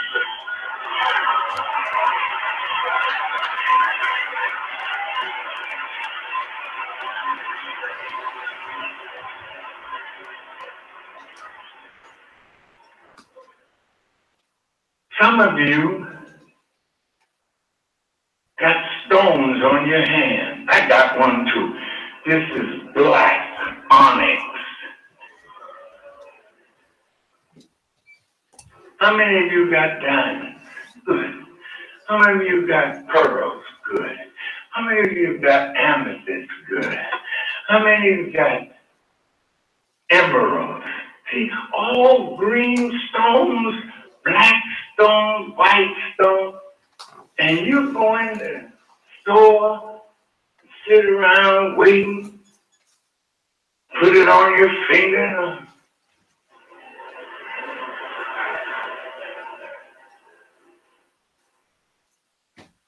I was in Mecca, I'm a Muslim, but I thought you had converted.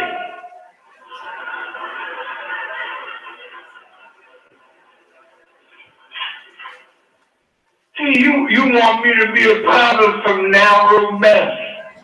No, I ain't into that. I am a Christian. I am a Muslim. Now, you know, that's what happens when you deceive, you start deceiving yourself and you get used to it. And you surround yourself with people who go along with you in deceiving yourself.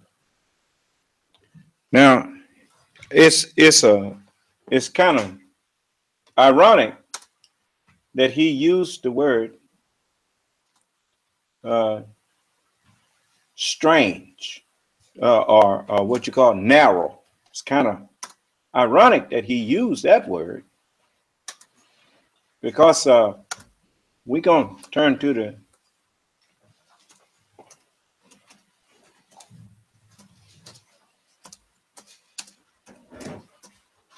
this is in the gospel.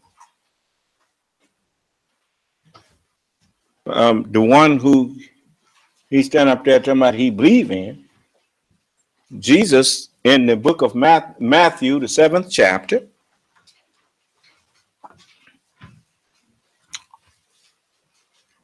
You know, you can claim you believe in a whole lot of things until somebody who knows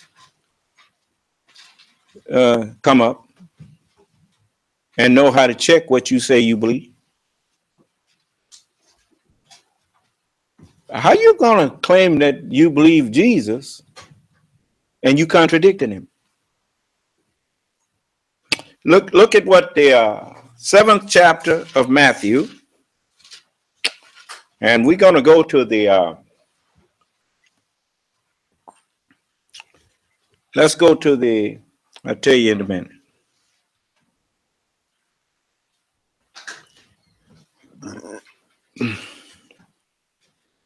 The 13th verse. We're going to start reading there. It says, enter ye in at the strait gate, for wide is the gate, and broad is the way that leadeth to destruction. You ever notice when you go to the major cities, Los Angeles, New York, you know, all of the, mostly the major cities, all of them got a Broadway. And what do you find on Broadway? You find clubs, you find topless bars and all this kind of thing, nude clubs, and that, you know, that kind of thing on Broadway. Broad is the way. And the devil, he been an open devil. He ain't been hid. And even make the streets, name the streets and put on them what the book says is on there. Broad is the way, and wide is the gate, and broad is the way that leadeth to destruction. And many there be which go in thereat. Because straight is the gate and narrow is the way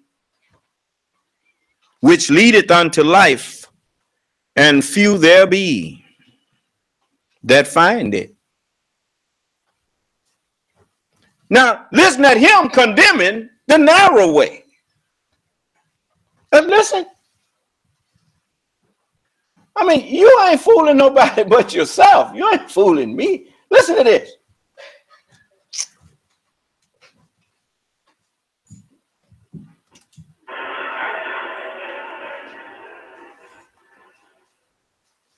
I was in Mecca. I'm a Muslim.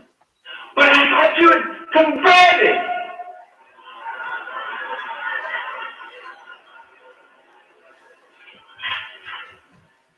See, you want me to be a part of some narrow mess. No, I ain't into that. I am a Christian. What do you call it? You want me to be a part of some narrow mess? At least he kept a civil tongue in his head. But we know what that is, right? Well, Jesus said the narrow way is the straight way. That's not you notice, you compare highways that will actually take you interstate and out of state, all of them are narrow.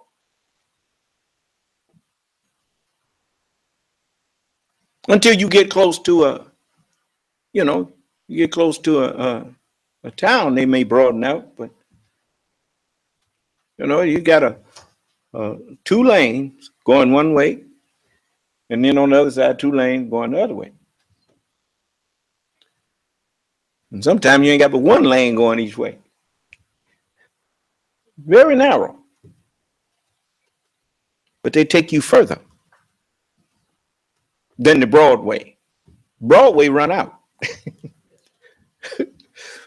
So, but anyway, I'm trying to show you, you who call yourself mad at me about these other people. I know why you mad at me, and it ain't got nothing to do with Minister Farrakhan. You mad at me because you using Minister Farrakhan or using all these other people as a smoke screen because you ain't really following them people. You doing whatever you please.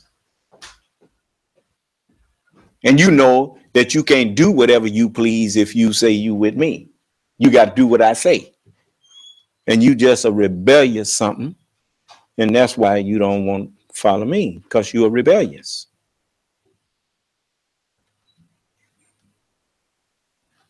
I know why you make all of these false, indignant statements. You try to muster up some unrighteous indignation to act like you so mad at me. No, you're faking. You ain't got no justifiable reason to be angry with me. Even when I asked you, what is the problem you found with me? What is it? But point out the evil that you found in me. Nothing. Well, then what you getting all upset because I told you to submit to me? Come in here and tell people why you won't follow me. I already know why you won't follow me. It's because you don't want to be righteous.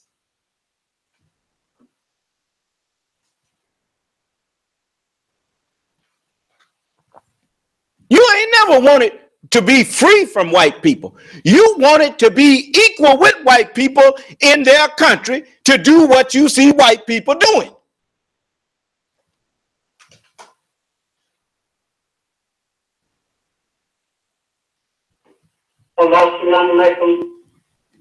Wa alaikum assalam. So, man, Yes. could you explain why we had to suffer so? You suffering because you bringing that suffering on yourself. Ain't nobody. You ain't got to suffer. All you got to do is join with me. You suffering because you choose to rebel instead of submit.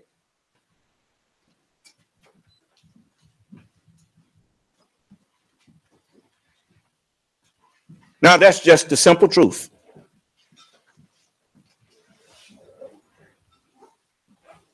It's like that was prophesied through Jesus. Say what? In a process that was prophesied through Jesus that we have to suffer. No, ma'am, you ain't got to suffer nothing now. You suffering because you choosing to.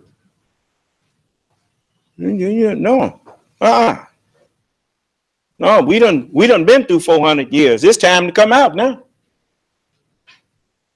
You don't want to come out. You want to stay here and argue with white people to make them give you what they got. No, you ain't got nobody to blame now but yourself. The messenger told you the same thing. He said you don't need to blame them now because they say you free. And we see today he's not hindering us, it's we hindering ourselves. If man come out and tell you right on national and international TV, we only kill black people, and you still don't want to get away from it.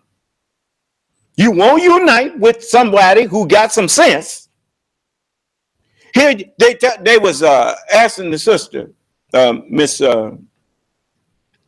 Colette Ramsey. Some of them call her up about, well, what is he gonna say? He gonna tell us that about my conversation. He gonna tell us that just get behind him, follow him. You notice they already know what I'm gonna say, but they don't want to follow me because they don't want to be righteous.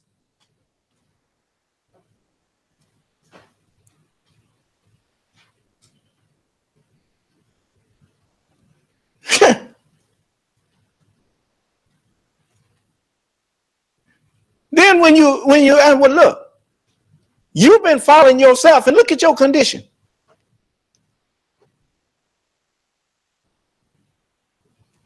Even that statement about Milton that they used to like to quote on Star Trek, better to rule in hell than to serve in heaven. There is no ruling in hell. If you in hell, anytime you ruling, you controlling your own circumstances. Circumstances ain't controlling you. In hell, circumstances are controlling you.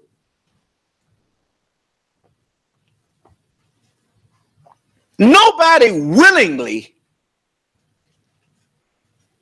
puts themselves in hell. You wind up in hell because you think you guiding yourself to peace, and you wind up guiding yourself to hell. Then the next thing you know, you're suiciding.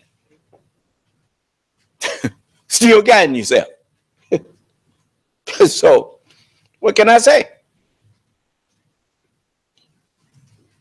No. I have the keys of hell. I can come in there and unlock it. I'm unlocking it for you now and inviting you to come out. But you want to be wicked. So you deserve the hell that you in.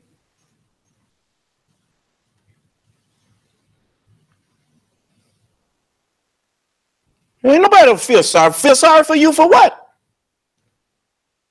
I don't feel sorry for you after I done invited you to come to righteousness and peace and you turn me down. No. You make me don't feel nothing for you.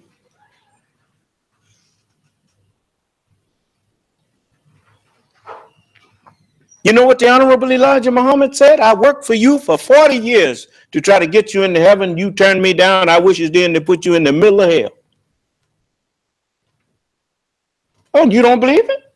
Let me show you. This ain't no joke.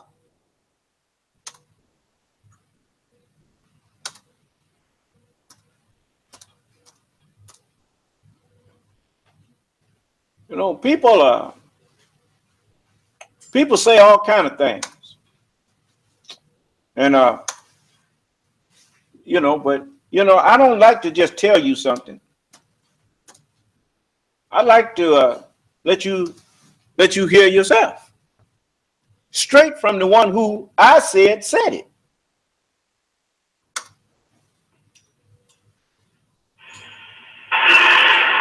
And the general said, I am Catholic. If anyone would like to join us, just come on around here.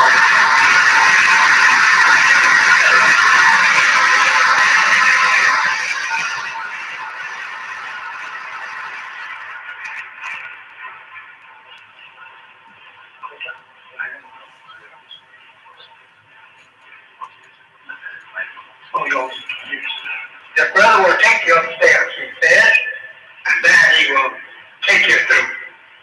Yes. This brother here, like that, he has been with us before. He's a luminous. Go ahead upstairs, the brother will show you the way up there.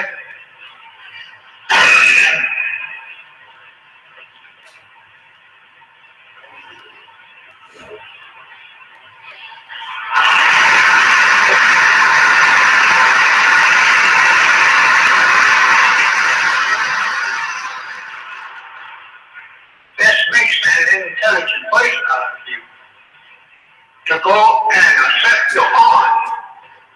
You have already accepted the devil. What you have is the devil. And if you like to go along with the devil, there's no objection. We don't object you going to the God that you believe in. But we hope when the day comes that all this puts you in the middle of hell, that reject God. Not on the outskirts of it, but drop you right over in the middle of the lake of fire.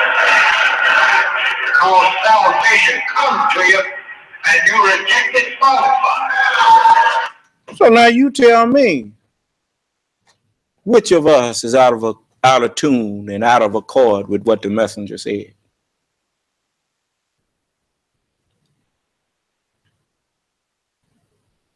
I came to my own, and my own received me not. What did he say that he hope happened to those who reject their own? He said, I hope that Allah won't mist on you over in the middle of the lake of fire.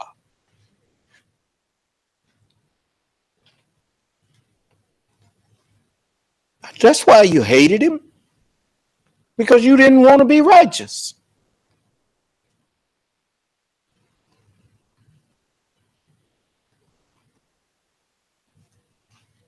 That's why you hate me.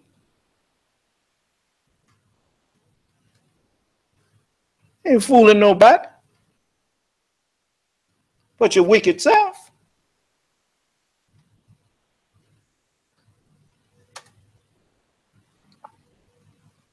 Sir, What is it? when you surrounded with warped minds, Say what? when you're surrounded with warped minds and pessimistic ideas, and you Well, the truth, I'm in a world that's doomed. And I'm trying to save as many of you all out of it as I can. If you had sense enough, you wouldn't be trying to interpret nothing to me. All you need to do is listen to me and try to accept what I'm teaching. This ain't no joke. I'm telling you, all of you are set to be destroyed.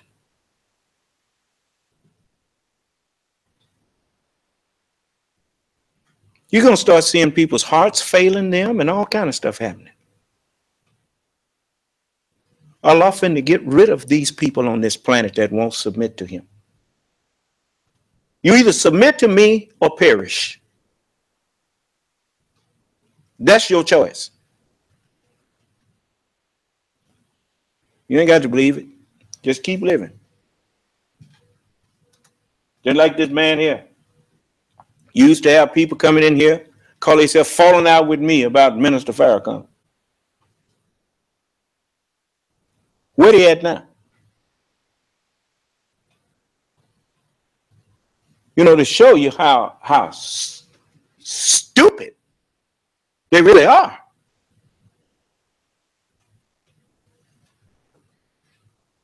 If it was me and somebody was talking about me like I talk about all these other people, you know what all these people would be saying?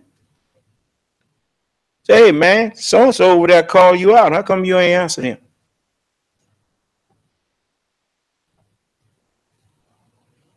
Now wouldn't they? How come they ain't telling their preachers and stuff that? Because all of them know that you can't blame Minister Farrakhan or blame the preachers or blame none of these people. Because all of you know that them men ain't God's representative. That's just the excuse you use to try to justify not following me.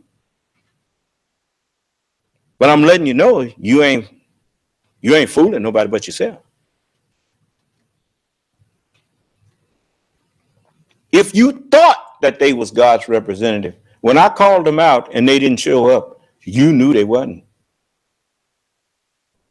You ain't never heard nobody get on no airways nowhere and call the Honorable Elijah Muhammad out. I remember when what's that boy named? Reverend K.C. Price. He was out there calling out Farrakhan and all of them, calling the message to the black man a lie and all that kind of stuff. None of them showed up. When I got wind of what he was doing, I sent word to him that I would talk with him about message to the black man. And he refused to conversate with me. Anybody who called the Honorable Elijah Muhammad or Jesus or Moses or Muhammad ibn Abdullah of 1400 years ago, any one of you that call any of them a lie, you come in here and tell me that you the lie that they told, and see if I can't show you that you the one that's a lie. They used to try to say Prophet Muhammad taught contradictory to Jesus, because they said the Holy Quran says, they the Christians say that the Beneficent has taken to himself a son. He said the heaven almost be rent thereat at such an abominable assertion. How come they don't bring that to me? I tell you why they don't bring it to me, because they know I'll straighten it out and make them look like a fool that they really are. You got to be a fool to try to make a lie out of the word of God. Didn't you say the hurricane will not hit Mississippi? No, I ain't never said the hurricane ain't gonna hit Mississippi. I said that ain't nothing gonna hit where I'm at. Thank you. Yeah, I know. That's what all of you sitting up out there wishing you could make a lie out of me.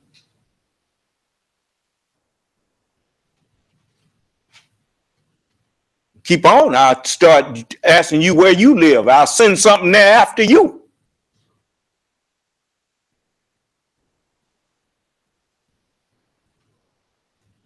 I'd like to hear one of y'all boast what ain't gonna happen to you.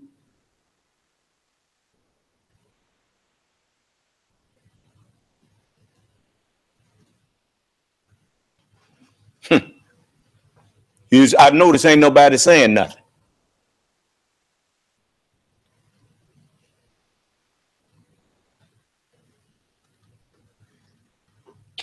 Oh,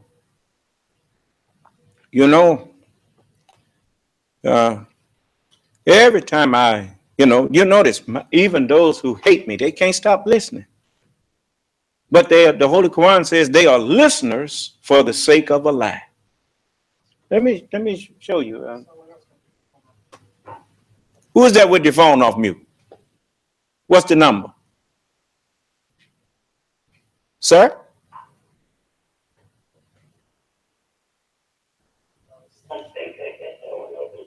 What's the number?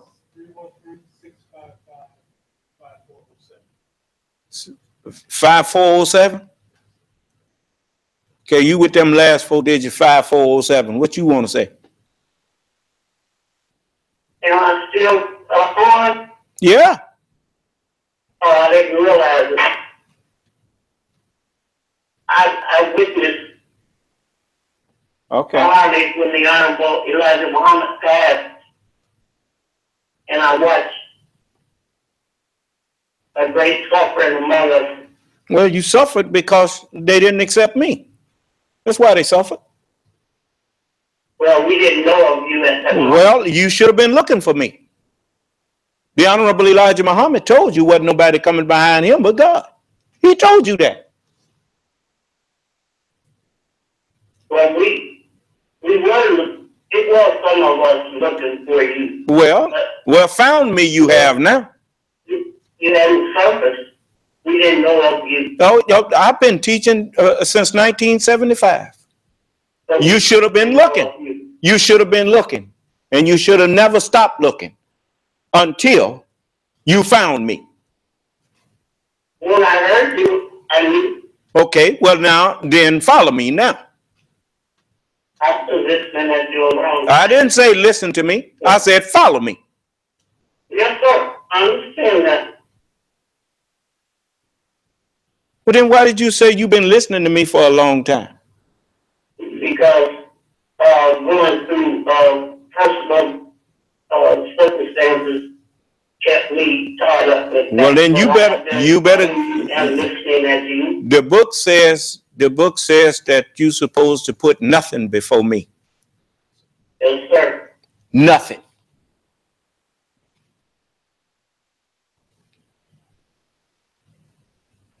You see? Now, if you're tired of suffering, you better get yourself behind me and stay there. Now, that's what you do. Yes, sir. Okay. Thank you. All right. Now, Now, when we go off tomorrow, I want to hear from you, and you can introduce yourself to me and let me know who I'm talking to. yes, sir. Okay. My number is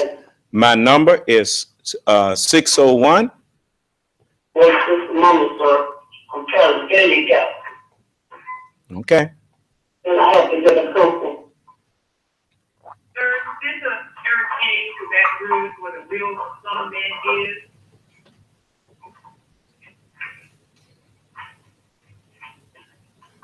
Okay. 601 601. 786 9742. That's my landline. Yes, sir. And quote it back to me. 601 786 9742. Yes, ma'am. Now, my cell phone number is 601 786 1332. Yes, sir. All right. And you call me. Thank you. You call me tomorrow and let me know that you're with me, and you introduce yourself, and I will know that you're with me. Okay, Okay. sir. Thank you. Assalamu alaikum. Wa alaikum ala salam. Now, what was that somebody was saying about they in Baton Rouge or somewhere? What was it? Say what? I said, this one to Baton Rouge where the real Son of Man is. You got a real Son of Man down there, you say? Yes, sir. Well, why don't you put him on the line?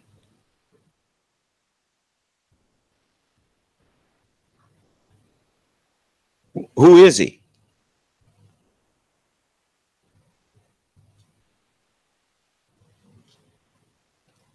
Yeah, that's what I thought. So, you always got a fool that just like that Blade. You remember Blade? They think they can ice skate uphill. So, why are you in here? I got a question for you. If you with the real Son of Man, what you over here listening to me for? Confirmation.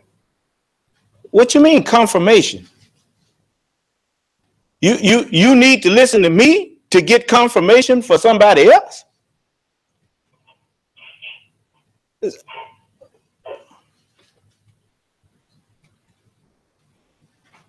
Didn't I tell you got a lot of people losing their minds out there?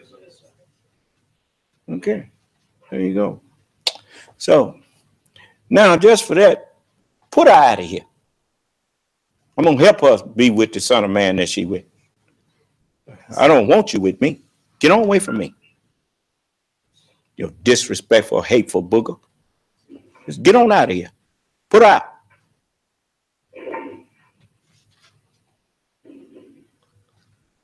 What's taking so long?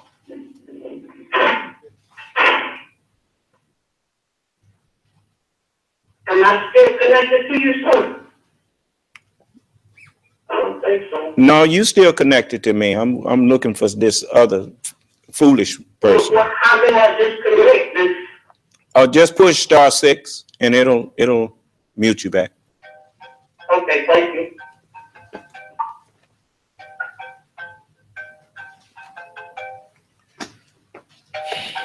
I don't know who this is calling me at meeting time, but they know I ain't finna answer my phone on them.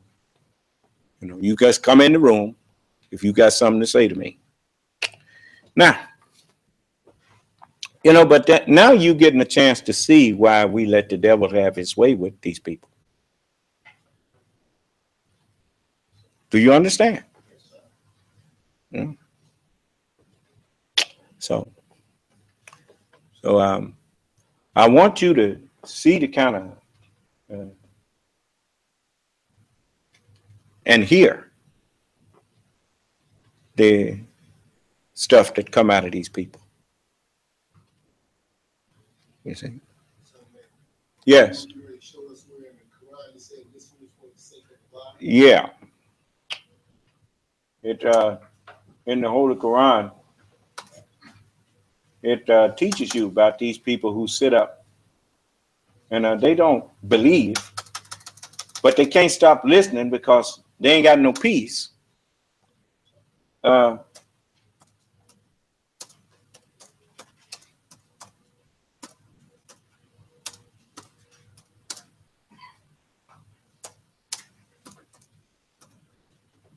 They are people who can't rest. And so they need, this is in the 41st verse of the 5th chapter of the Holy Quran. And it says, O messenger, let not those grieve thee who hasten to disbelieve. You see that? Yeah. They don't, I don't even get the word out of my mouth before they calling it a lie. They hasten to disbelieve. Do you? Get in a hurry to do it. do you understand? So it says, let not those grieve thee who hasten to disbelief, from among those who say with their mouths, we believe, and their hearts believe not. And from among those who are Jews, they are listeners for the sake of a lie, listeners for another people who have not come to thee. In other words, they spies, and they'll come in there and say, now he said so and so and such and so and so. They call themselves come to listen to me and making a report to somebody. You remember that time we went to Chicago and the fellas brought some walkie-talkies in there while I was teaching? Yeah. And they thought I don't know what this thing. I didn't care. I want everybody to hear me.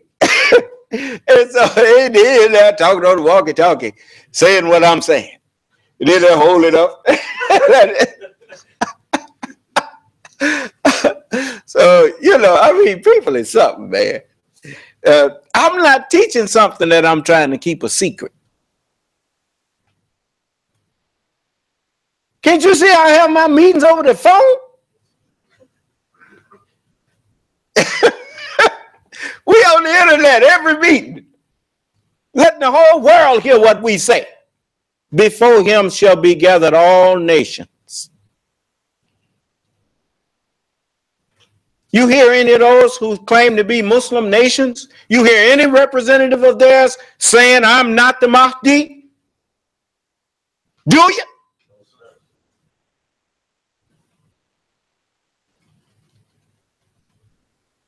I'll let them say it. Let them come in here. I'll be more than happy to let them give me their proofs that I'm not who I claim to be. As long as they stay on the phone so I can show them that they the one lying. Ain't nobody said nothing to me since that time that one said that you're not the Mahdi. Muhammad said the Mahdi will be from his family. And when I straighten that out, he had nothing else to say to me. And I didn't straighten it out with some words of my own making. I went straight to the book and straightened that out. Allah didn't tell me to come here and make up something. He told me to take the book, study it, meaning eat it up, and speak with my words. And that's what I've been doing.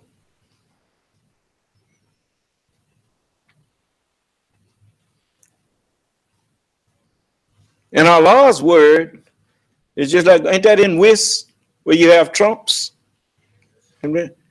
Allah's word is trump over everybody else.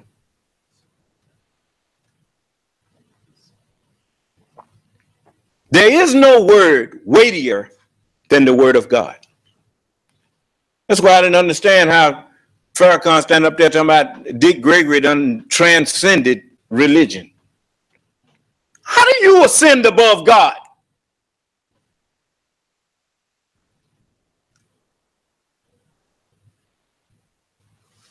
The devil, he said he'd do that. He'd be like the Most High. He did. Well, that's what he said. The devil said, I will exalt my throne above the prophets of God. That's who the stars of God is. You know the stars of Hollywood. You name some of them. The stars of God is Moses, Jesus, David, Solomon, Muhammad. All of them is God's stars. And these people, they above them. I mean, I'm going to let you hear the man say this thing. But just listen. Listen to this. I like to look at it and listen to it. You remember the messenger said, everywhere you see him, look at him. Everywhere you hear him, listen to him.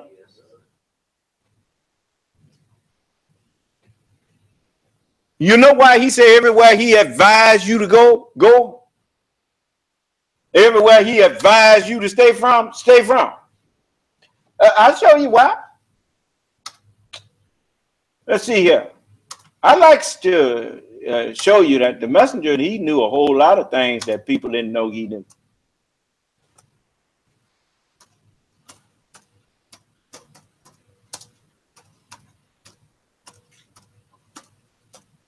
This is the Holy Quran.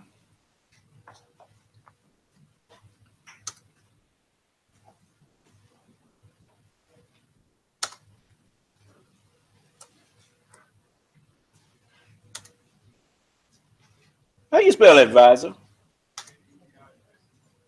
S-E-R? Okay.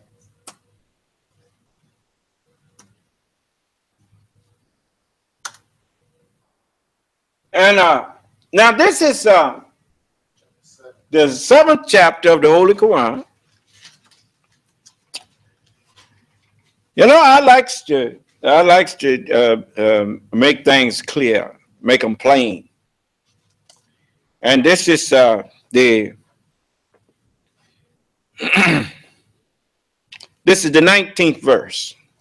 It says, and we said, O Adam, dwell thou and thy wife in the garden, so eat from whence you desire, but go not near this tree, lest you become of the unjust. Who is more unjust than he who forges a lie against Allah, or says revelation have been granted to him when ain't nothing been granted to him? You notice the devil, he got more preachers and imams and ministers out there than you can shake a stick at. Is that right? Then it says, but the devil made an evil suggestion to them that he might make manifest to them that which had been hidden from them of their shame. And he said, your Lord has forbidden you this tree, lest you become angels or become of the immortals. And he swore to them both, surely I am a sincere what? Everywhere he advised you to go. Jesus said it like this. They say and do not. He said, therefore do all that they bid you, but do not after their works. I'll show you an example. Minister Farrakhan, he said to me, I was listening to him teaching, and he said, don't organize black people to march. Organize black people to build. Now, that was the advice he gave me. Then who you see out there organizing marches? Everywhere he advised you to go, go. Everywhere he advised you to stay from, stay from. You know, one while there he was advising people to not follow W.D. Muhammad. Next thing you know, he up there making an agreement with him.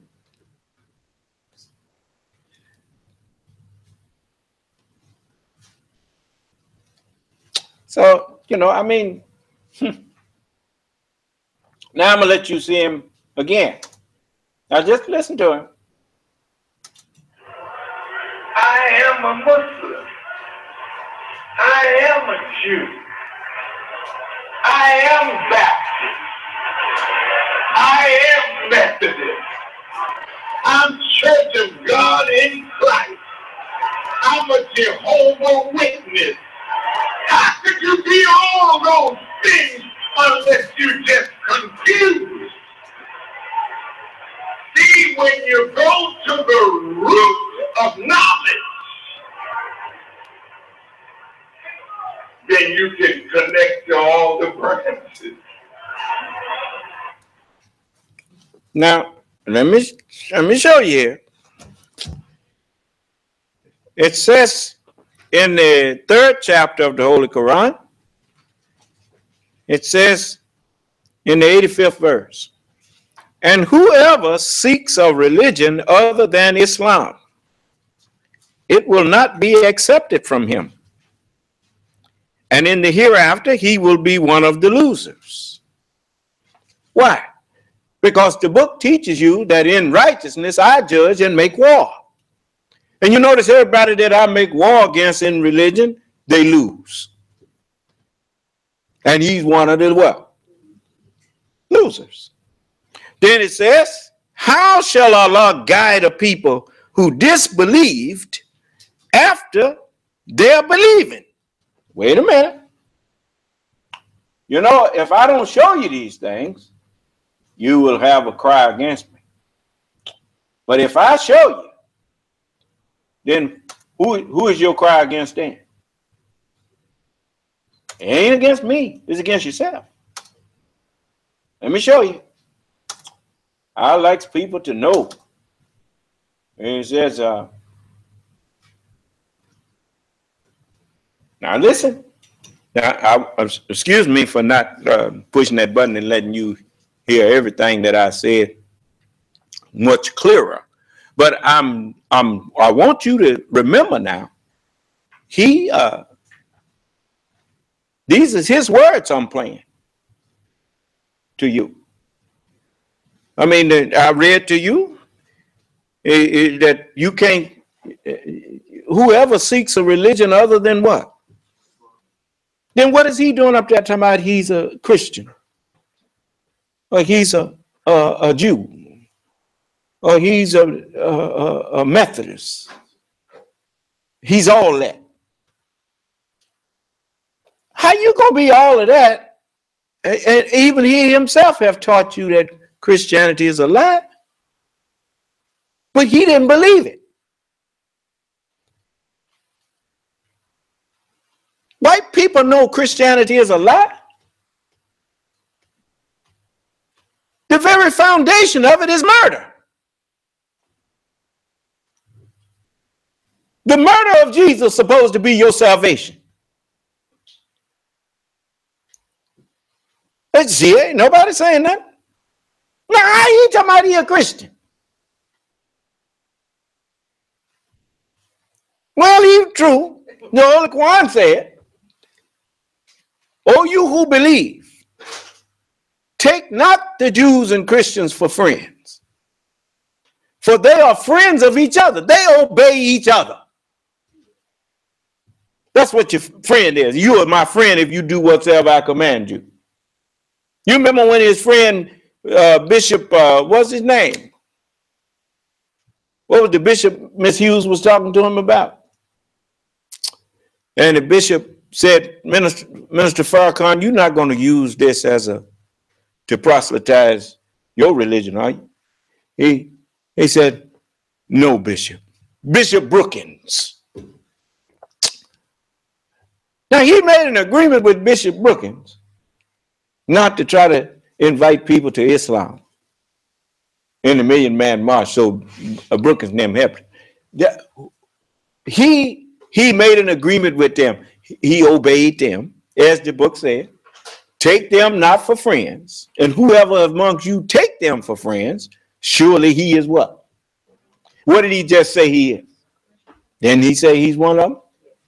Okay. So I know he ain't mad at me for just saying what he said. But I also said what the Holy Quran said about you making agreements with them, and you know they teaching a lie and you in agreement with them. The Honorable Elijah Muhammad had conversations with Dr. Martin Luther King and had agreed to have a convention with him. He said that he and I was making up a friendship. He said he agreed with me, and I agreed with him to agree with me. He said, but not in his way. He said, but Martin Luther King, he woke up right away. Yeah. What do you mean? He said, he said they may not all be as evil as the other. He said, but they're all from the same stock. You see, and the devil sit up out there with his mechanical instruments on, his directional microphone. See, he ain't got to do that with me. He sit right there on the phone and listen to what I'm saying. Do that sound like I'm don't want him to hear me? No, I want him to hear me. He gonna be responsible for what he heard. Well, but he ain't got nobody to blame but himself for being lost. But now it says, now listen to this. How shall Allah guide a people who disbelieved after their believing? What do you mean disbelieved after believing? You know, after they wrote that letter saying they believed, after having been with the messenger and had bore witness that he was the messenger of God. Now listen to this.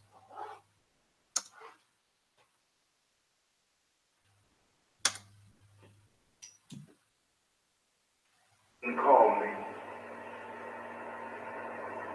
And he said, when are you coming this way? I said, gee, I'll be there in September. I'm coming out that way. He Just a minute.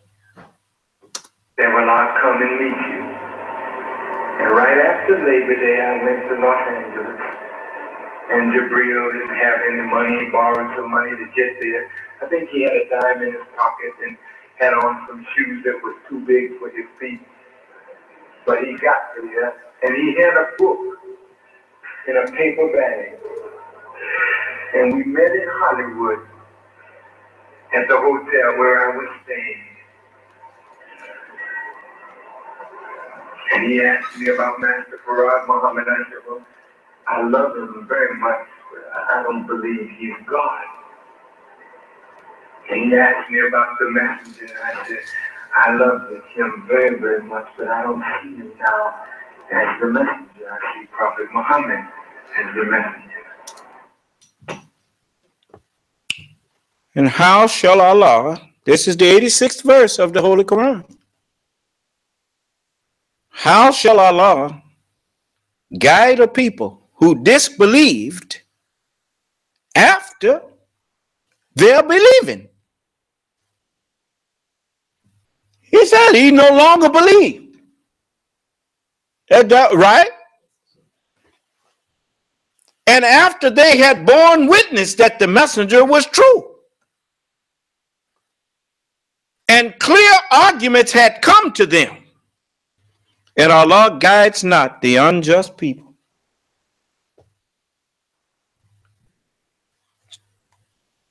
Now, so am I wrong?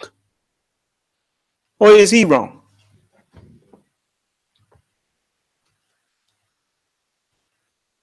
He needs me to save him. I don't need him to save me.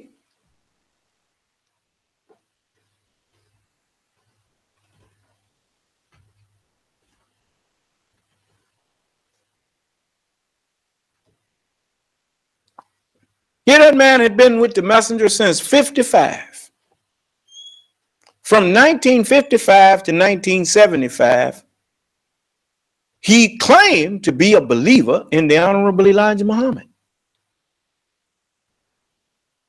Then how in the world, after 20 years, and after bearing witness that the messenger was true, how did all of a sudden he decided that the messenger wasn't true?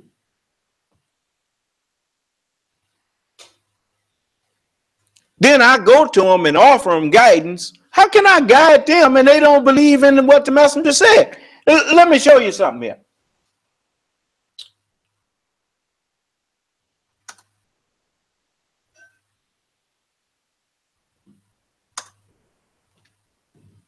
Just a minute.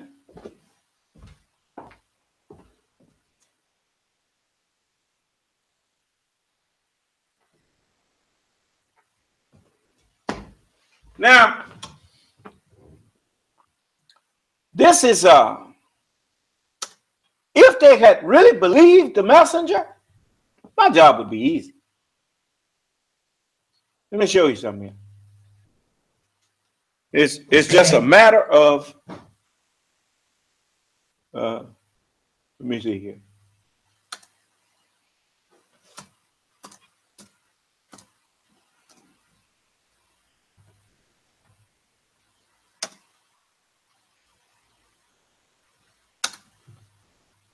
Let us get back again. As light of the world must shine so clear that you cannot claim they were a call between you and it. This is the little boy that is talking to you. There is nobody coming behind me but God. I better tell you that is talking to you. There is nobody coming behind me but God. I better tell you that. There is nobody coming behind me but God. I better tell you that. There is nobody coming behind me but God. I better tell you that. Now you say, well, Minister Farrakhan thought he was God. No, he didn't. Let me show you.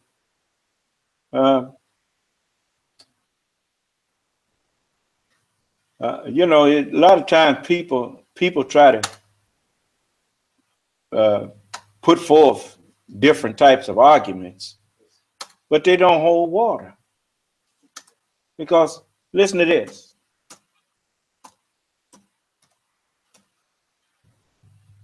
Now just listen.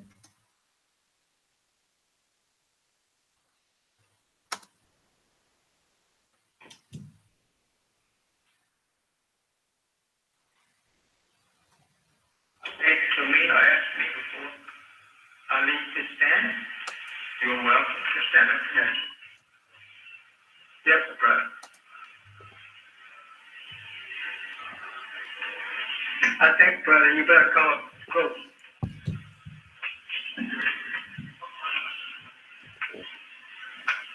My hearing is not as keen as it used to be when I was young like you. I could hear a long way off. Sir, you said something about that you would have to go and have one of God's names.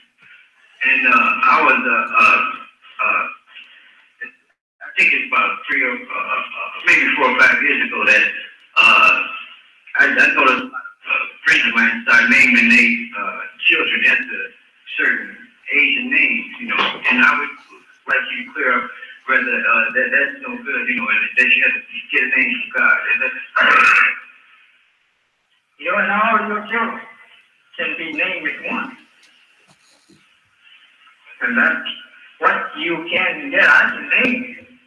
He's not going to take the name away that I give, but I don't want to be so smart to take over the naming of the people. I do know his names, and that's the names that you have to be named. But I expect him here pretty soon. And I don't want him to come and find me taking over his job. But I expect him here pretty soon. And I don't want him to come and find me taking over his job. But I expect him here pretty soon. And I don't want him to come and find me taking over his job. Well, all of them that was there, I know he wasn't talking about them. That was in 72. In the theology of time, around September or October. Minister Farrakhan was there. All of them was there. WD and all of them, they was there. They was in the nation already. The messenger said he was expecting somebody there pretty soon. He said, I'm expecting him here pretty soon. So no, he got no excuse. If he had believed in the messenger, if they had believed in the messenger, they would have, first of all, they'd have paid attention when he was talking. You see how quiet it is when I'm teaching? How come it wasn't quiet when the messenger was teaching?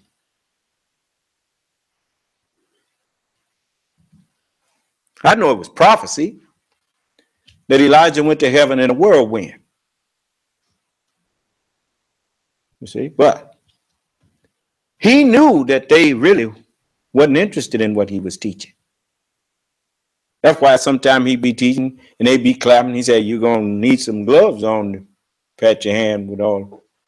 He said, I got a lot of it. You're not going to get through with this in no few minutes.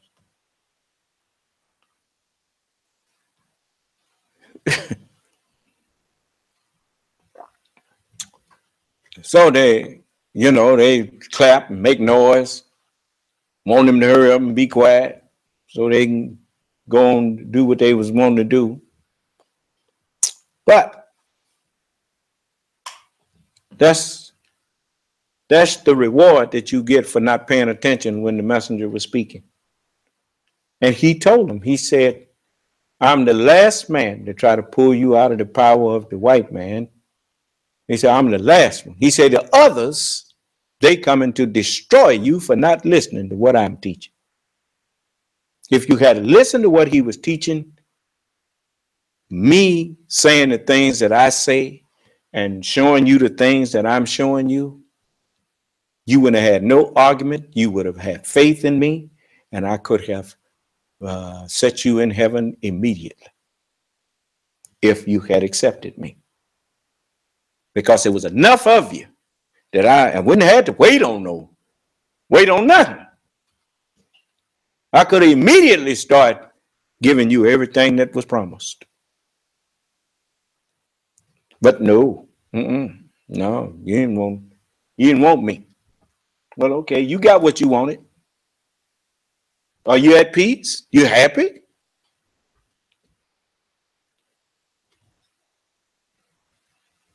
No, you're catching hell.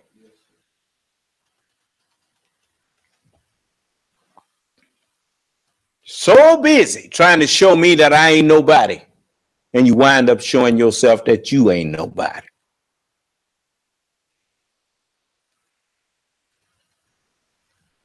That song that Natalie Cole fits you. She sung that song for you. I'm catching hell, living alone. Yeah. Took a fool's way out. The fool have said in his heart, ain't no black man God. Well, what am I? Chopped liver? The word is sure with me. The word is with me so deep that everybody else had to shut up when I'm talking. Look like God to me. The word was with who? Okay.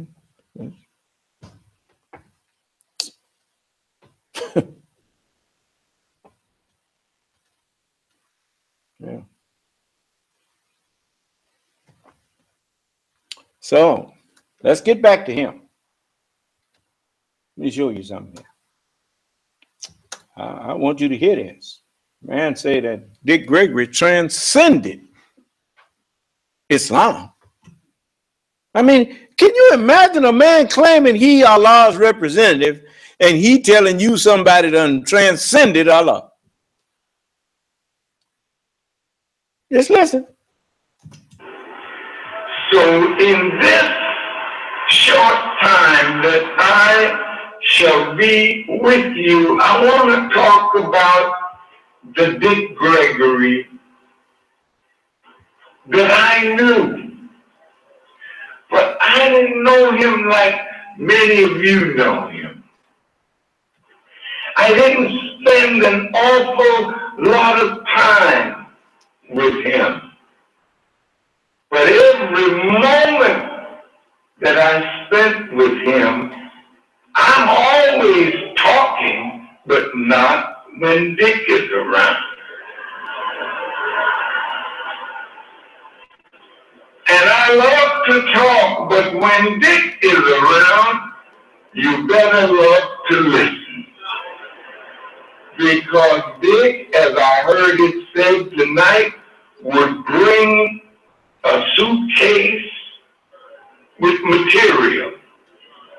And from the time he sat down to the time he left, he was giving us facts and figures, things that you don't read in the paper. No, things that he got from the schools of this world.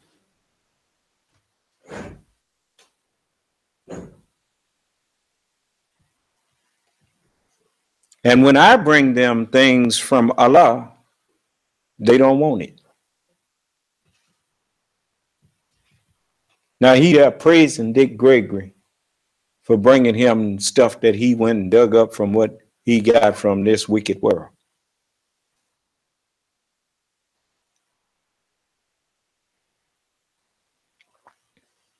When I, back in, it must have been in the early 2000s, when I spoke to Dick Gregory a couple of times. The second time I spoke to him and he told me, you know, I know he was upset because he found out I was saying I'm the Son of Man. And so he's upset about that. And he started telling me, well, who you supposed to be?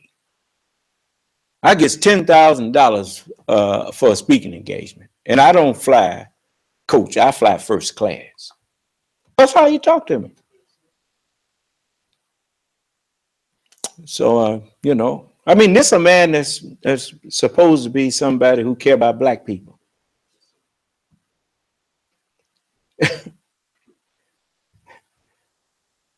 And so, you know, I mean, that told me all I needed to know.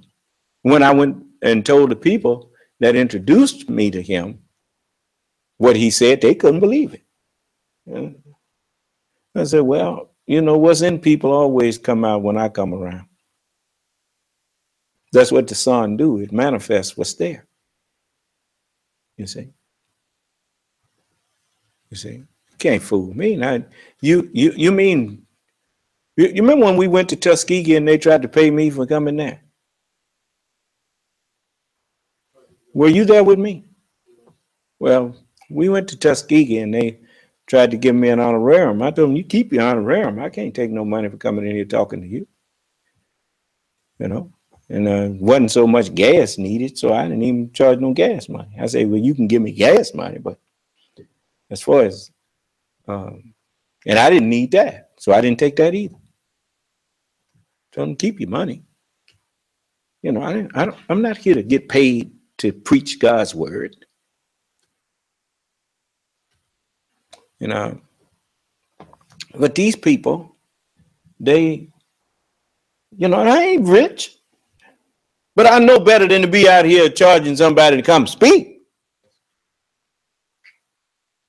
Allah already told me you get tithes and offering belong to you.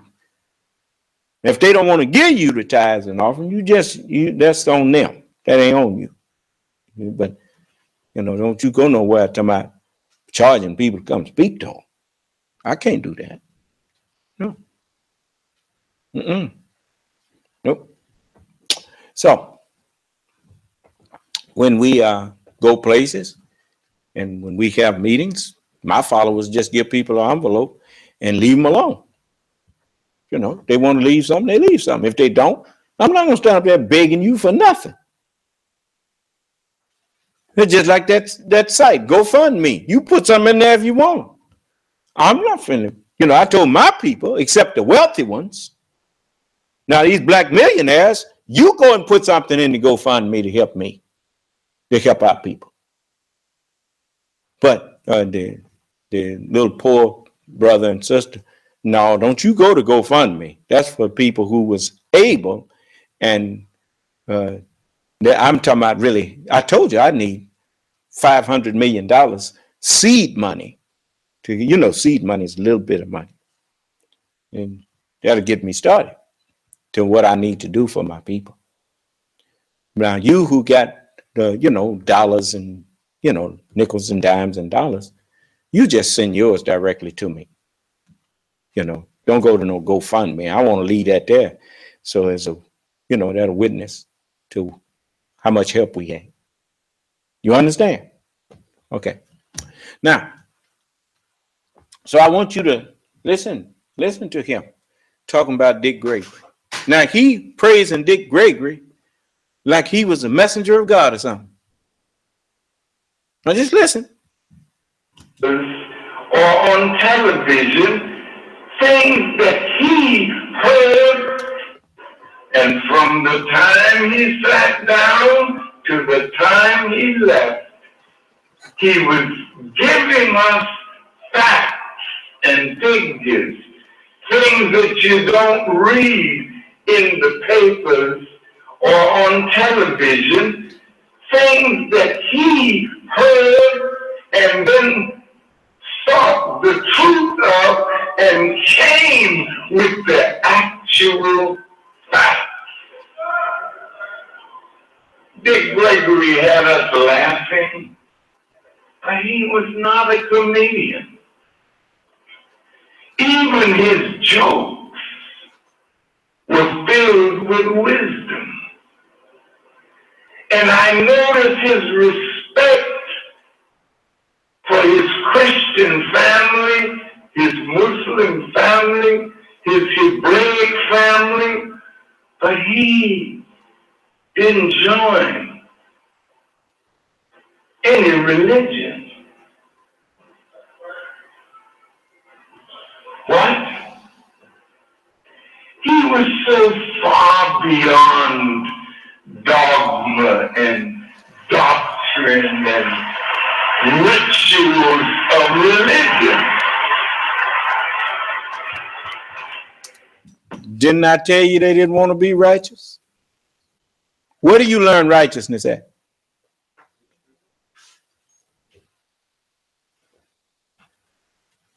You learn righteousness in religion. Why was they clapping when he said he was beyond religion, beyond dogma and religion? Why? Same reason that them fellas come on there. Well, they don't hardly do it no more, but I'm on there because I embarrass them. You don't come in there and try to make me. You're not going to come in there and make me go along with you coming in there telling people that religion ain't about nothing. You the one ain't about nothing. But you look like saying God ain't about nothing.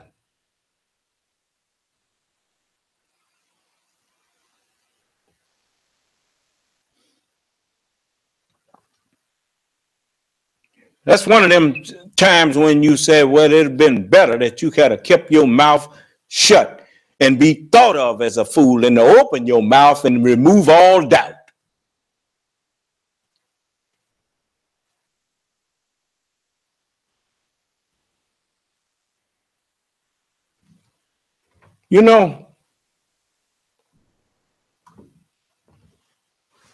Could you imagine what the world would be like if it had never been no prophet sent? In the first place, you wouldn't have to worry about it being in America because it wouldn't have never been no white civilization if prophets hadn't been sent. Moses was sent to bring the caveman out of the cave. As Moses lifted up the serpent in the wilderness, even so must the Son of Man be lifted up. Just a minute. Y'all hold on. I'm going to unmute this line here. Okay. That's what the book says. As Moses lifted up the serpent in the wilderness, even so must the Son of Man be lifted up, that whosoever believeth on him should not perish, but have everlasting life. You see? Look what I've done for you by Allah's permission. I have introduced to you knowledge and understanding that can only be accepted or rejected. It cannot be argued with. It's like sunlight. You either like the sunlight or you don't. There is no denying that it's light.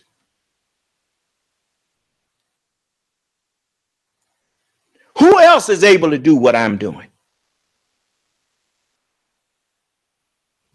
Nobody.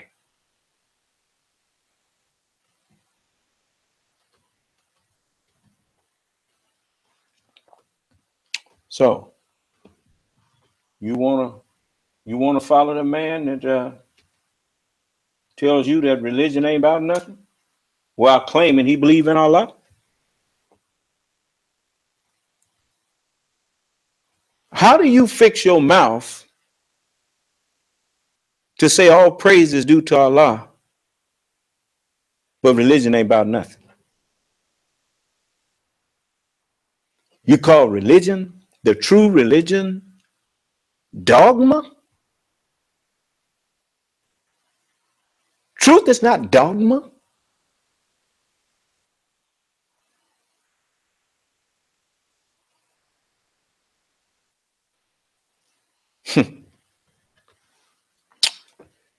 Yeah. Well, he been mad ever since he found out that the messenger saw him. When he found out that when I gave him the meaning of his name, the messenger made him a promise that he would tell him what his name meant in the hereafter. So I kept the promise. I told him what his name meant. And he been mad ever since.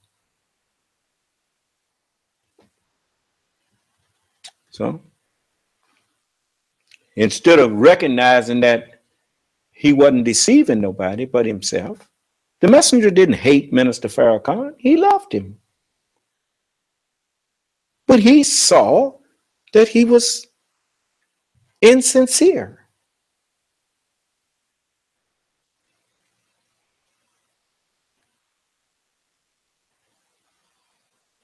You know, I mean, a wonderful speaker.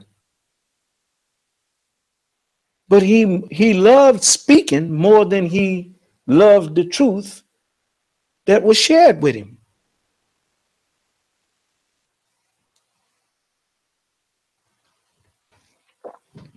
And he loved praise. Bad combination. A man who loved praise should never put himself up in a position of leadership, because his weakness can be exploited and cause harm to people that he may care some about, simply because he has not got a handle on his humanity. You know, you notice whenever you see a human being that's overly fond of praise, it's like Donald Trump. He loves praise. If you praise him, he'll sell America to you. All you have to do is praise him. Just keep praising him, and you can get him to do just about anything. Poor thing.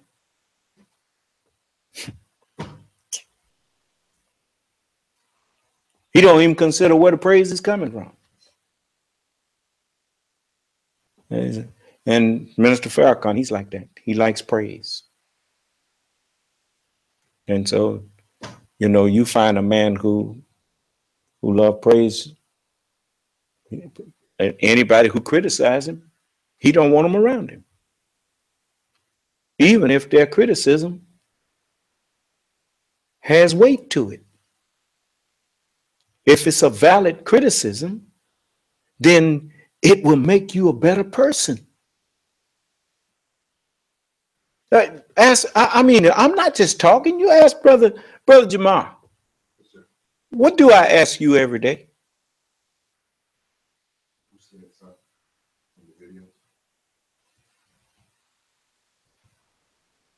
Your microphone don't work?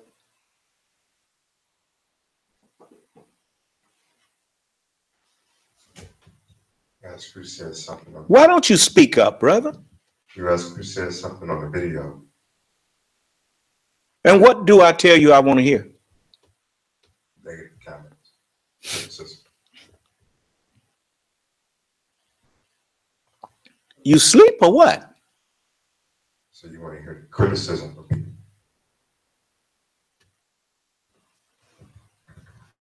You know, see, this is the kind of things. See, sometimes y'all make me think that you resent me. I'm asking you to speak up and you whispering, but you can holler and whoop at each other. And when you need to speak up, you don't.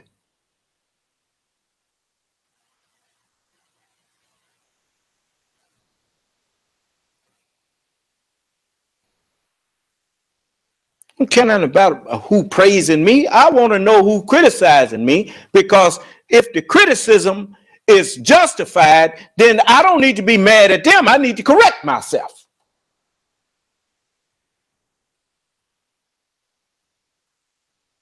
You're the one can't stand people to tell you about yourself. Don't be judging me by the way you are. I ain't like that.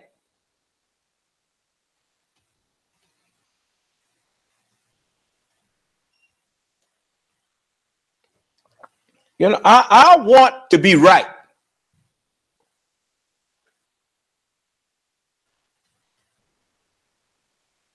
But when you try to put a jacket on me that don't fit me, I'm not going to accept that. But the first thing I have to do is hear what you said.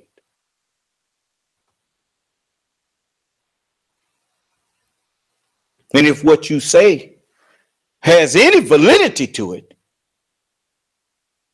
then I need to be thanking you, not getting mad at you. And if you think you saw something that ain't right and you shared with me, I can thank you once I show you that I did that and this is why. And I got this scripture here and my instructions was to do this. You used to hear people tell me I didn't know how to talk to people. You know why they said that?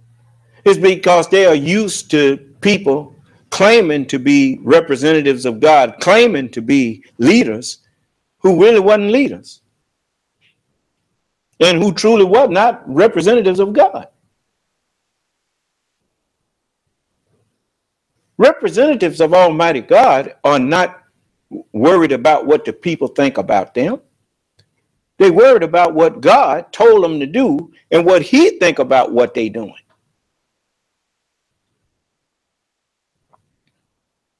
It's just like you look at a police officer, a real police officer, a real law enforcement officer. He ain't worried about so much about what you think about him. He worried about doing his job.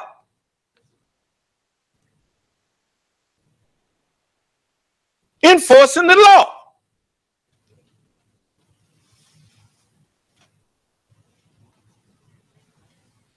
He'll show you respect, but at the same time, he ain't gonna let you get too familiar with him, and he ain't gonna get too familiar with you. He gonna do his job, and if you ask him, sir, what you stop me, he'll answer you and he said, may I see your license, please? He ain't interested in shooting the breeze with you.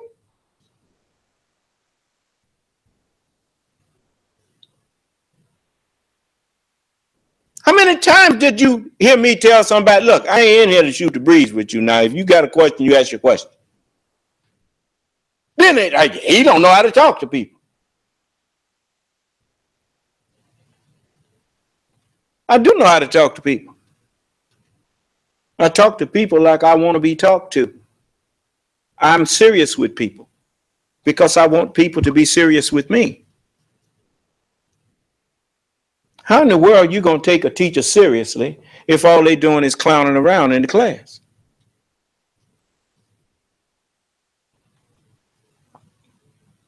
I guarantee you, you learn much more from a teacher that takes their job seriously than somebody who just trying to please you and make you somehow condescending to your childish antics.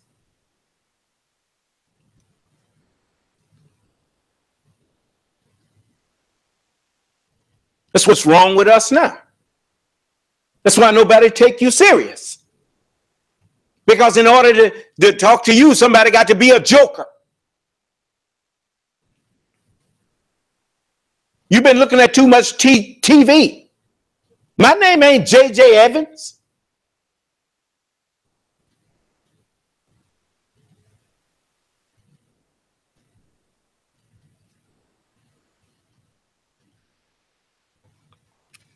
So I want you to all grow up. And if you listen to me, I'll help you grow up. I'll help you put away childish things. It's a child's mind. Watch children. They'll bring you, when my daughter or my son bring me their grades and all that kind of thing, let me see it, and then I say, oh, that's really good. And they just be beaming.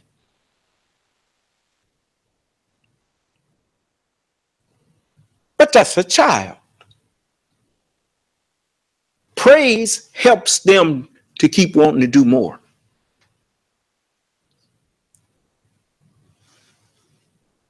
But eventually, you're supposed to help them grow to the point where, look, you're not doing me a favor by learning this. You're doing yourself a favor. So I don't need to clap for you. You need to appreciate that teacher is teaching you something. They start off wanting to learn to please you. But after a while, you're supposed to instill in them that you're not learning to please me. You're learning because you don't want to be the victim of an ignorant mind. The learning that you are gaining is for your own sake.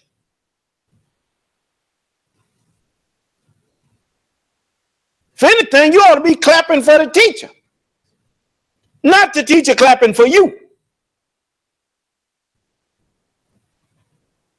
So you get out of that state. After a while, when you got to junior high and high school, don't teachers stand up there clapping and going on for you when you get something right. They just give you your grade and you go on. You go way happy.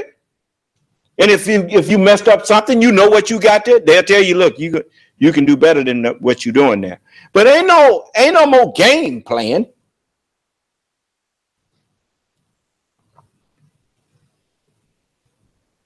Ain't doing nobody a favor but yourself to get some knowledge in your head.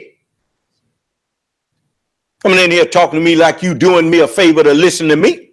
You ain't doing me no favor. I'm the one doing the favor. I used to have people think that I listen to you all the time. And I've said, look, man, I'm not here to entertain you. You got your people mixed up. Now, I can understand you going up to a star because you done bought tickets to his thing and say, I come to all your concerts. And he said, thank you. Thank you. You know why he thanking? Because he making money off of you.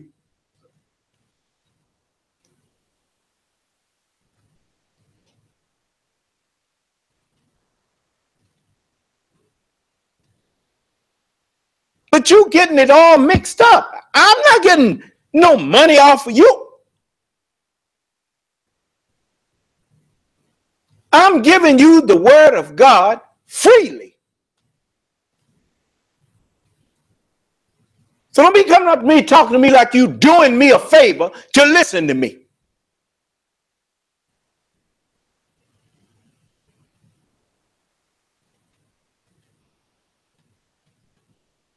You need to be showing some gratitude.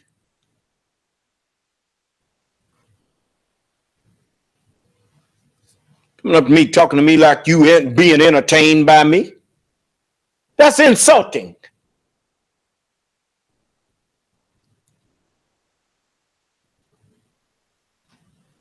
So I'm tired of my people being the butt of everybody's joke. So I need to wise you up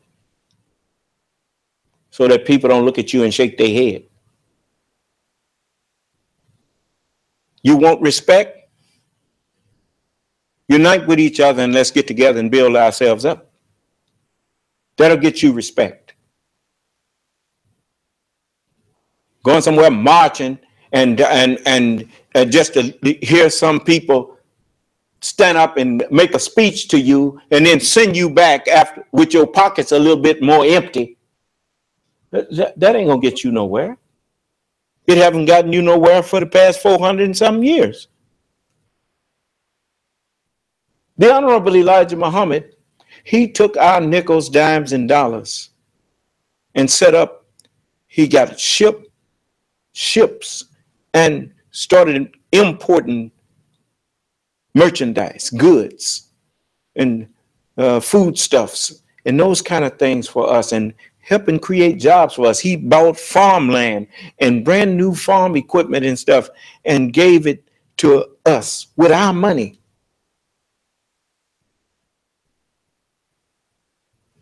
And the minute he wasn't here, it was gone.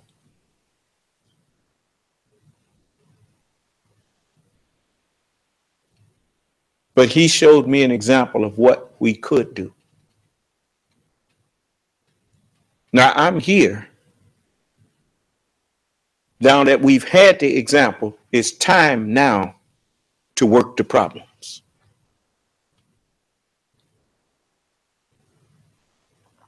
You've seen math books before?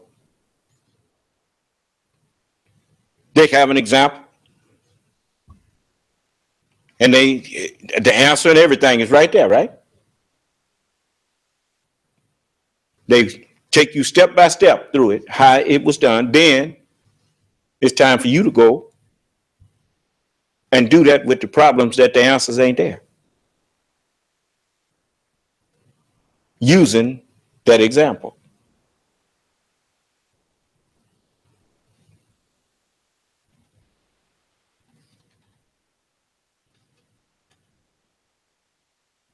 The Honorable Elijah Muhammad said a lot of things that I have to prove was true.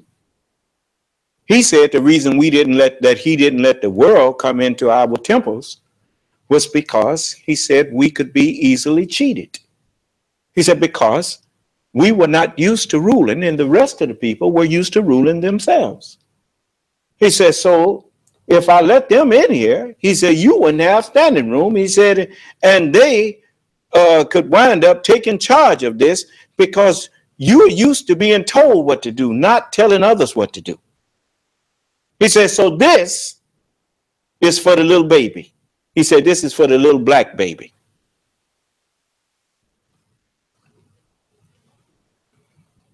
He said, I'm coming to you in such way, he's talking to me, that you can master what I'm teaching. He said, it does no good to give a man something that he can't master. But the way I'm giving it to you, you can master it and be just as big a boy as I am. He said, not saying that I'm the big boy. He said, but I'm trying to make you the big boy. And he did just that. He made me reach my potential. And so now I can stand before the whole world and converse with the world without losing myself and being mesmerized by something they got to say. Here, these people went and even though the messenger told everybody. It's right there in his sayings. He said all the world of Islam has to learn what has happened here in America. Islam of Muhammad of 1400 years ago served that time. We need a new Islam to serve this day. He said, my mission is to acquaint all black people on the earth into a new God and Islam. There will be a new world altogether. Now that's what he said.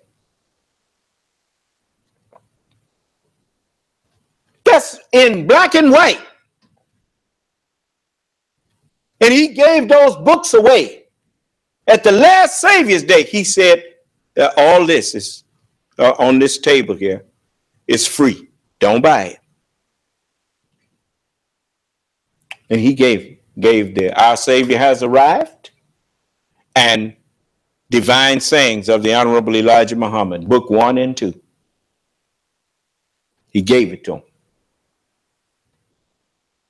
And so when they sit up there talking about the messenger was preparing us to go into Orthodox Islam, that was a bold-faced lie. He had already said that Islam of 1400 years ago, that was for that time. He said, we need a new Islam for this day.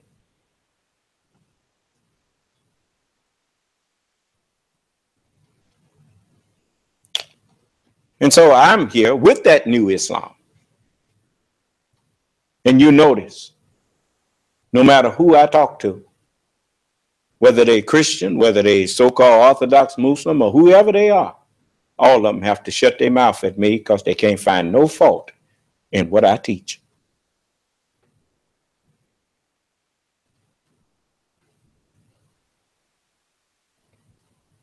I mean, you know, even when I have the utmost respect for the Holy Scriptures.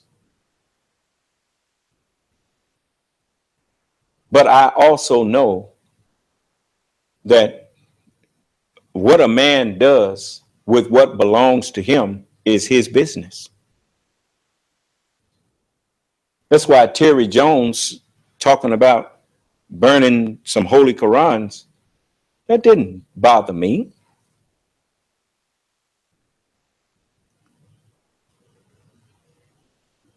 If he wanted to burn the Holy Quran, and you know, one of the things that I admired about even this Caucasian, the white man of America, you know what his judges said about people that burn the American flag? The Supreme Court said they have a right. That's freedom of speech. Because in the first place, now I tell you what you ain't got no right to do. You ain't got no right to go out there and pull somebody else's flag down that they put up there and bought. You don't have no right to go take them people's flag and pull it down and burn it. You ain't got no right to do that. Now, if you want to go spend your money on one and burn, you can go burn. I tell you what, that man that sells flags, he can't sell them quick enough. He said, just a minute, I got another one. Because he's making money off of every one you burn. Here's another. You want to buy another? Yeah, no. Because he know you a fool. You're the one spending your money and burning it up. You know. So likewise, I mean, I'm not a fool. At the same time, I don't worship this book. This book does not have words in it. The Holy Bible and the Holy Quran don't have words in it. They have signs, symbols that represent words. You can't burn the word of God. All you can do is burn symbols that represent the word of God. And I don't know what you think you gaining, because the same way that them was produced, they can be reproduced. So you ain't burning up nothing but your money. So, but I'm a person who I believe in giving other people the same courtesy and respect that I want. I want the freedom to argue with you if I disagree with you. So I give you the freedom to argue with me if you disagree with me.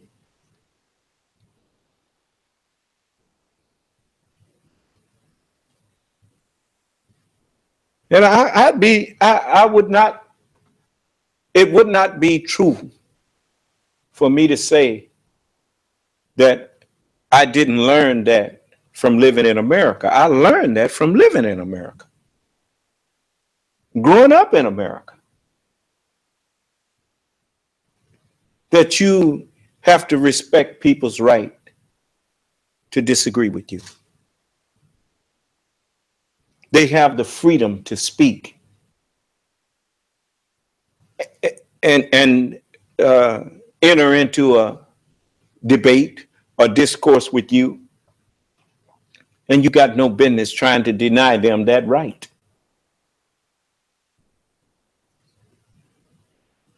This world is a shadow of things to come.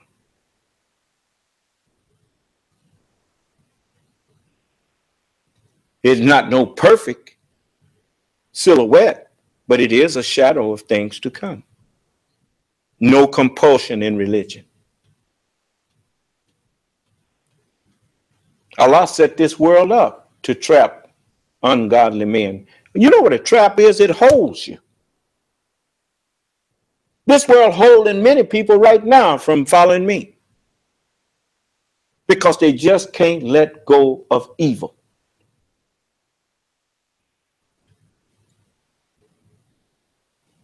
And that's what it was designed for. That's another reason we call the white man the jinn. He knows. He made a movie called The Jinn. And he grant people wishes. And every wish he granted them wind up hurting them.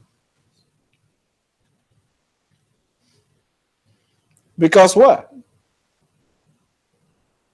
The jinn was set here. The jinn is the devil. The first rule in dealing with the devil even tell you. He said the first rule in dealing with the devil is don't. The minute you make a deal with the devil, he got you. You have no business making no deal with him. You're supposed to be obeying God. But you over there making deals with the devil. I ain't gonna try to convert nobody to Islam. Oh, you not? Oh, okay.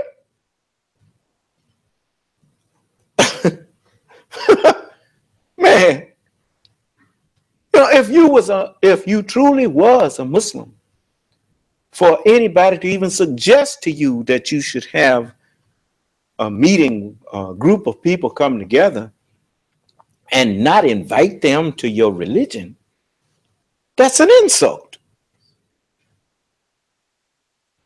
That's why Bishop Brookins asked me, said, would you do that?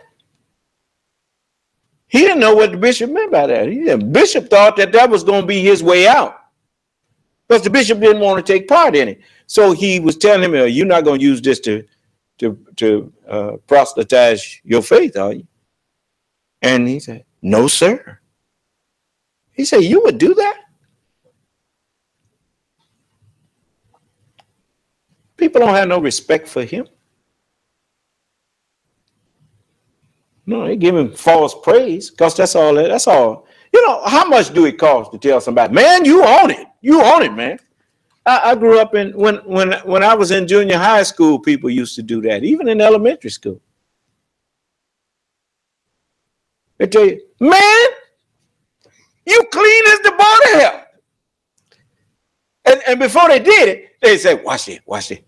And I mean, he might have on some square You know, stuff that we say square.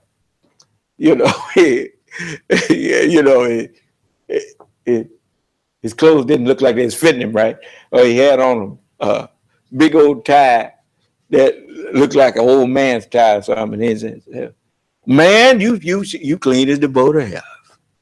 And he'd be grinning, and everybody just fall out. Everybody be laughing because, you know, they was making fun. But he didn't have sense enough to know that they wasn't laughing with him. They was laughing at him. I told you, you ain't gonna make me the butt of your joke. Not for long, you ain't. Coming in here talking about I'm giving you your props. I was just giving you your props. I don't need you to give me nothing. I get enough praise from Jesus, Moses, David, Solomon, all the messengers of God. That's all they do all day and all night. The Lord is this. The Lord is good. His mercy is everlasting. Sanctify the Lord. I don't need your praise. I already got praise. I need you to submit and obey me. You can keep your praise.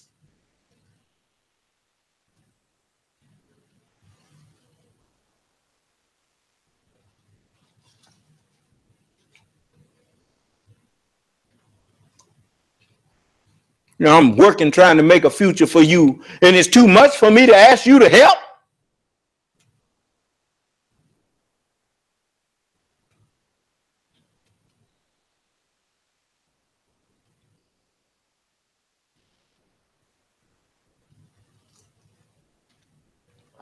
So, you know, so I'm not here to play games with you. You go do that with them who love always grinning and skinning and going on, telling you how great you are, and you know you ain't all of that. Man standing up cussing and swearing, and you there telling him how great he is. When you ought to be telling him, brother, pull up your pants and be a man. Brother, stop all that cussing and swearing and going on and be a man.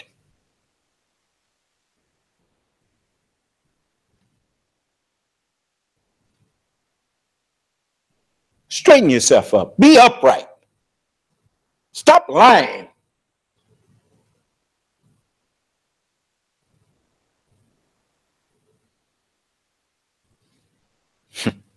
But you tell him that, and then he don't want to hear you.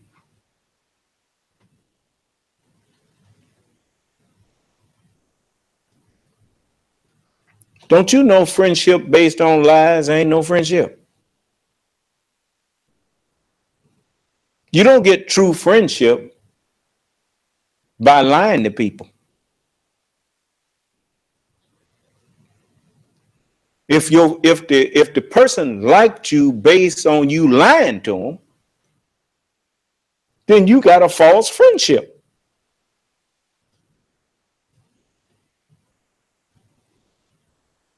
No, I tell people the truth. And if that make them don't want to come around me, well then that's fine. So I don't need no false friendship. I'm a true friend. I'm not a person who will run out on you. It's just like me and Brother Donald. You know, he could tell you. You know, I wasn't the kind of person if he didn't care how many people came against you. If I was with you, I was with you. We just go down together. I wasn't gonna run out on you. He had my back and I had his.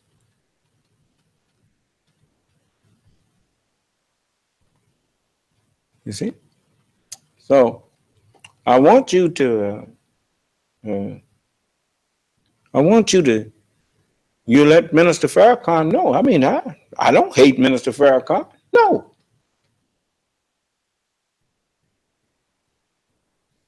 But I know he has lost his way.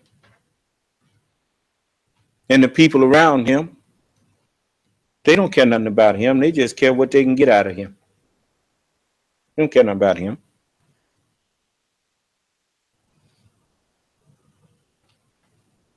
You see?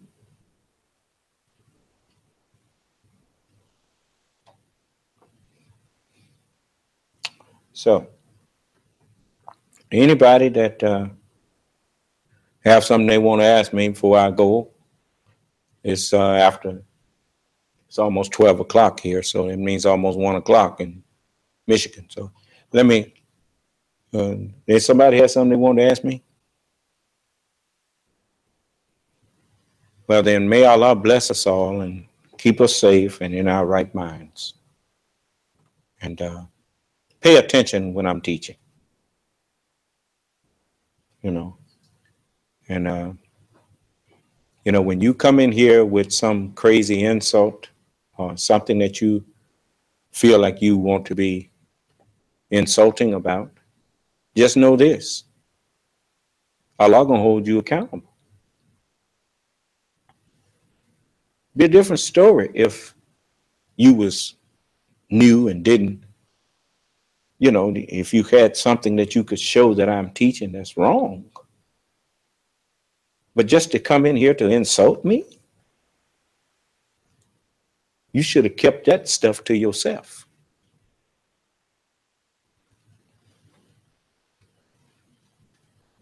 So you brought it on yourself. You bring the chastisement on yourself.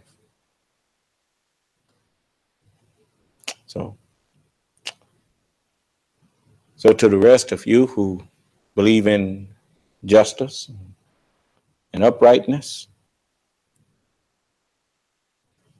may Allah's salam alaikum. This session is no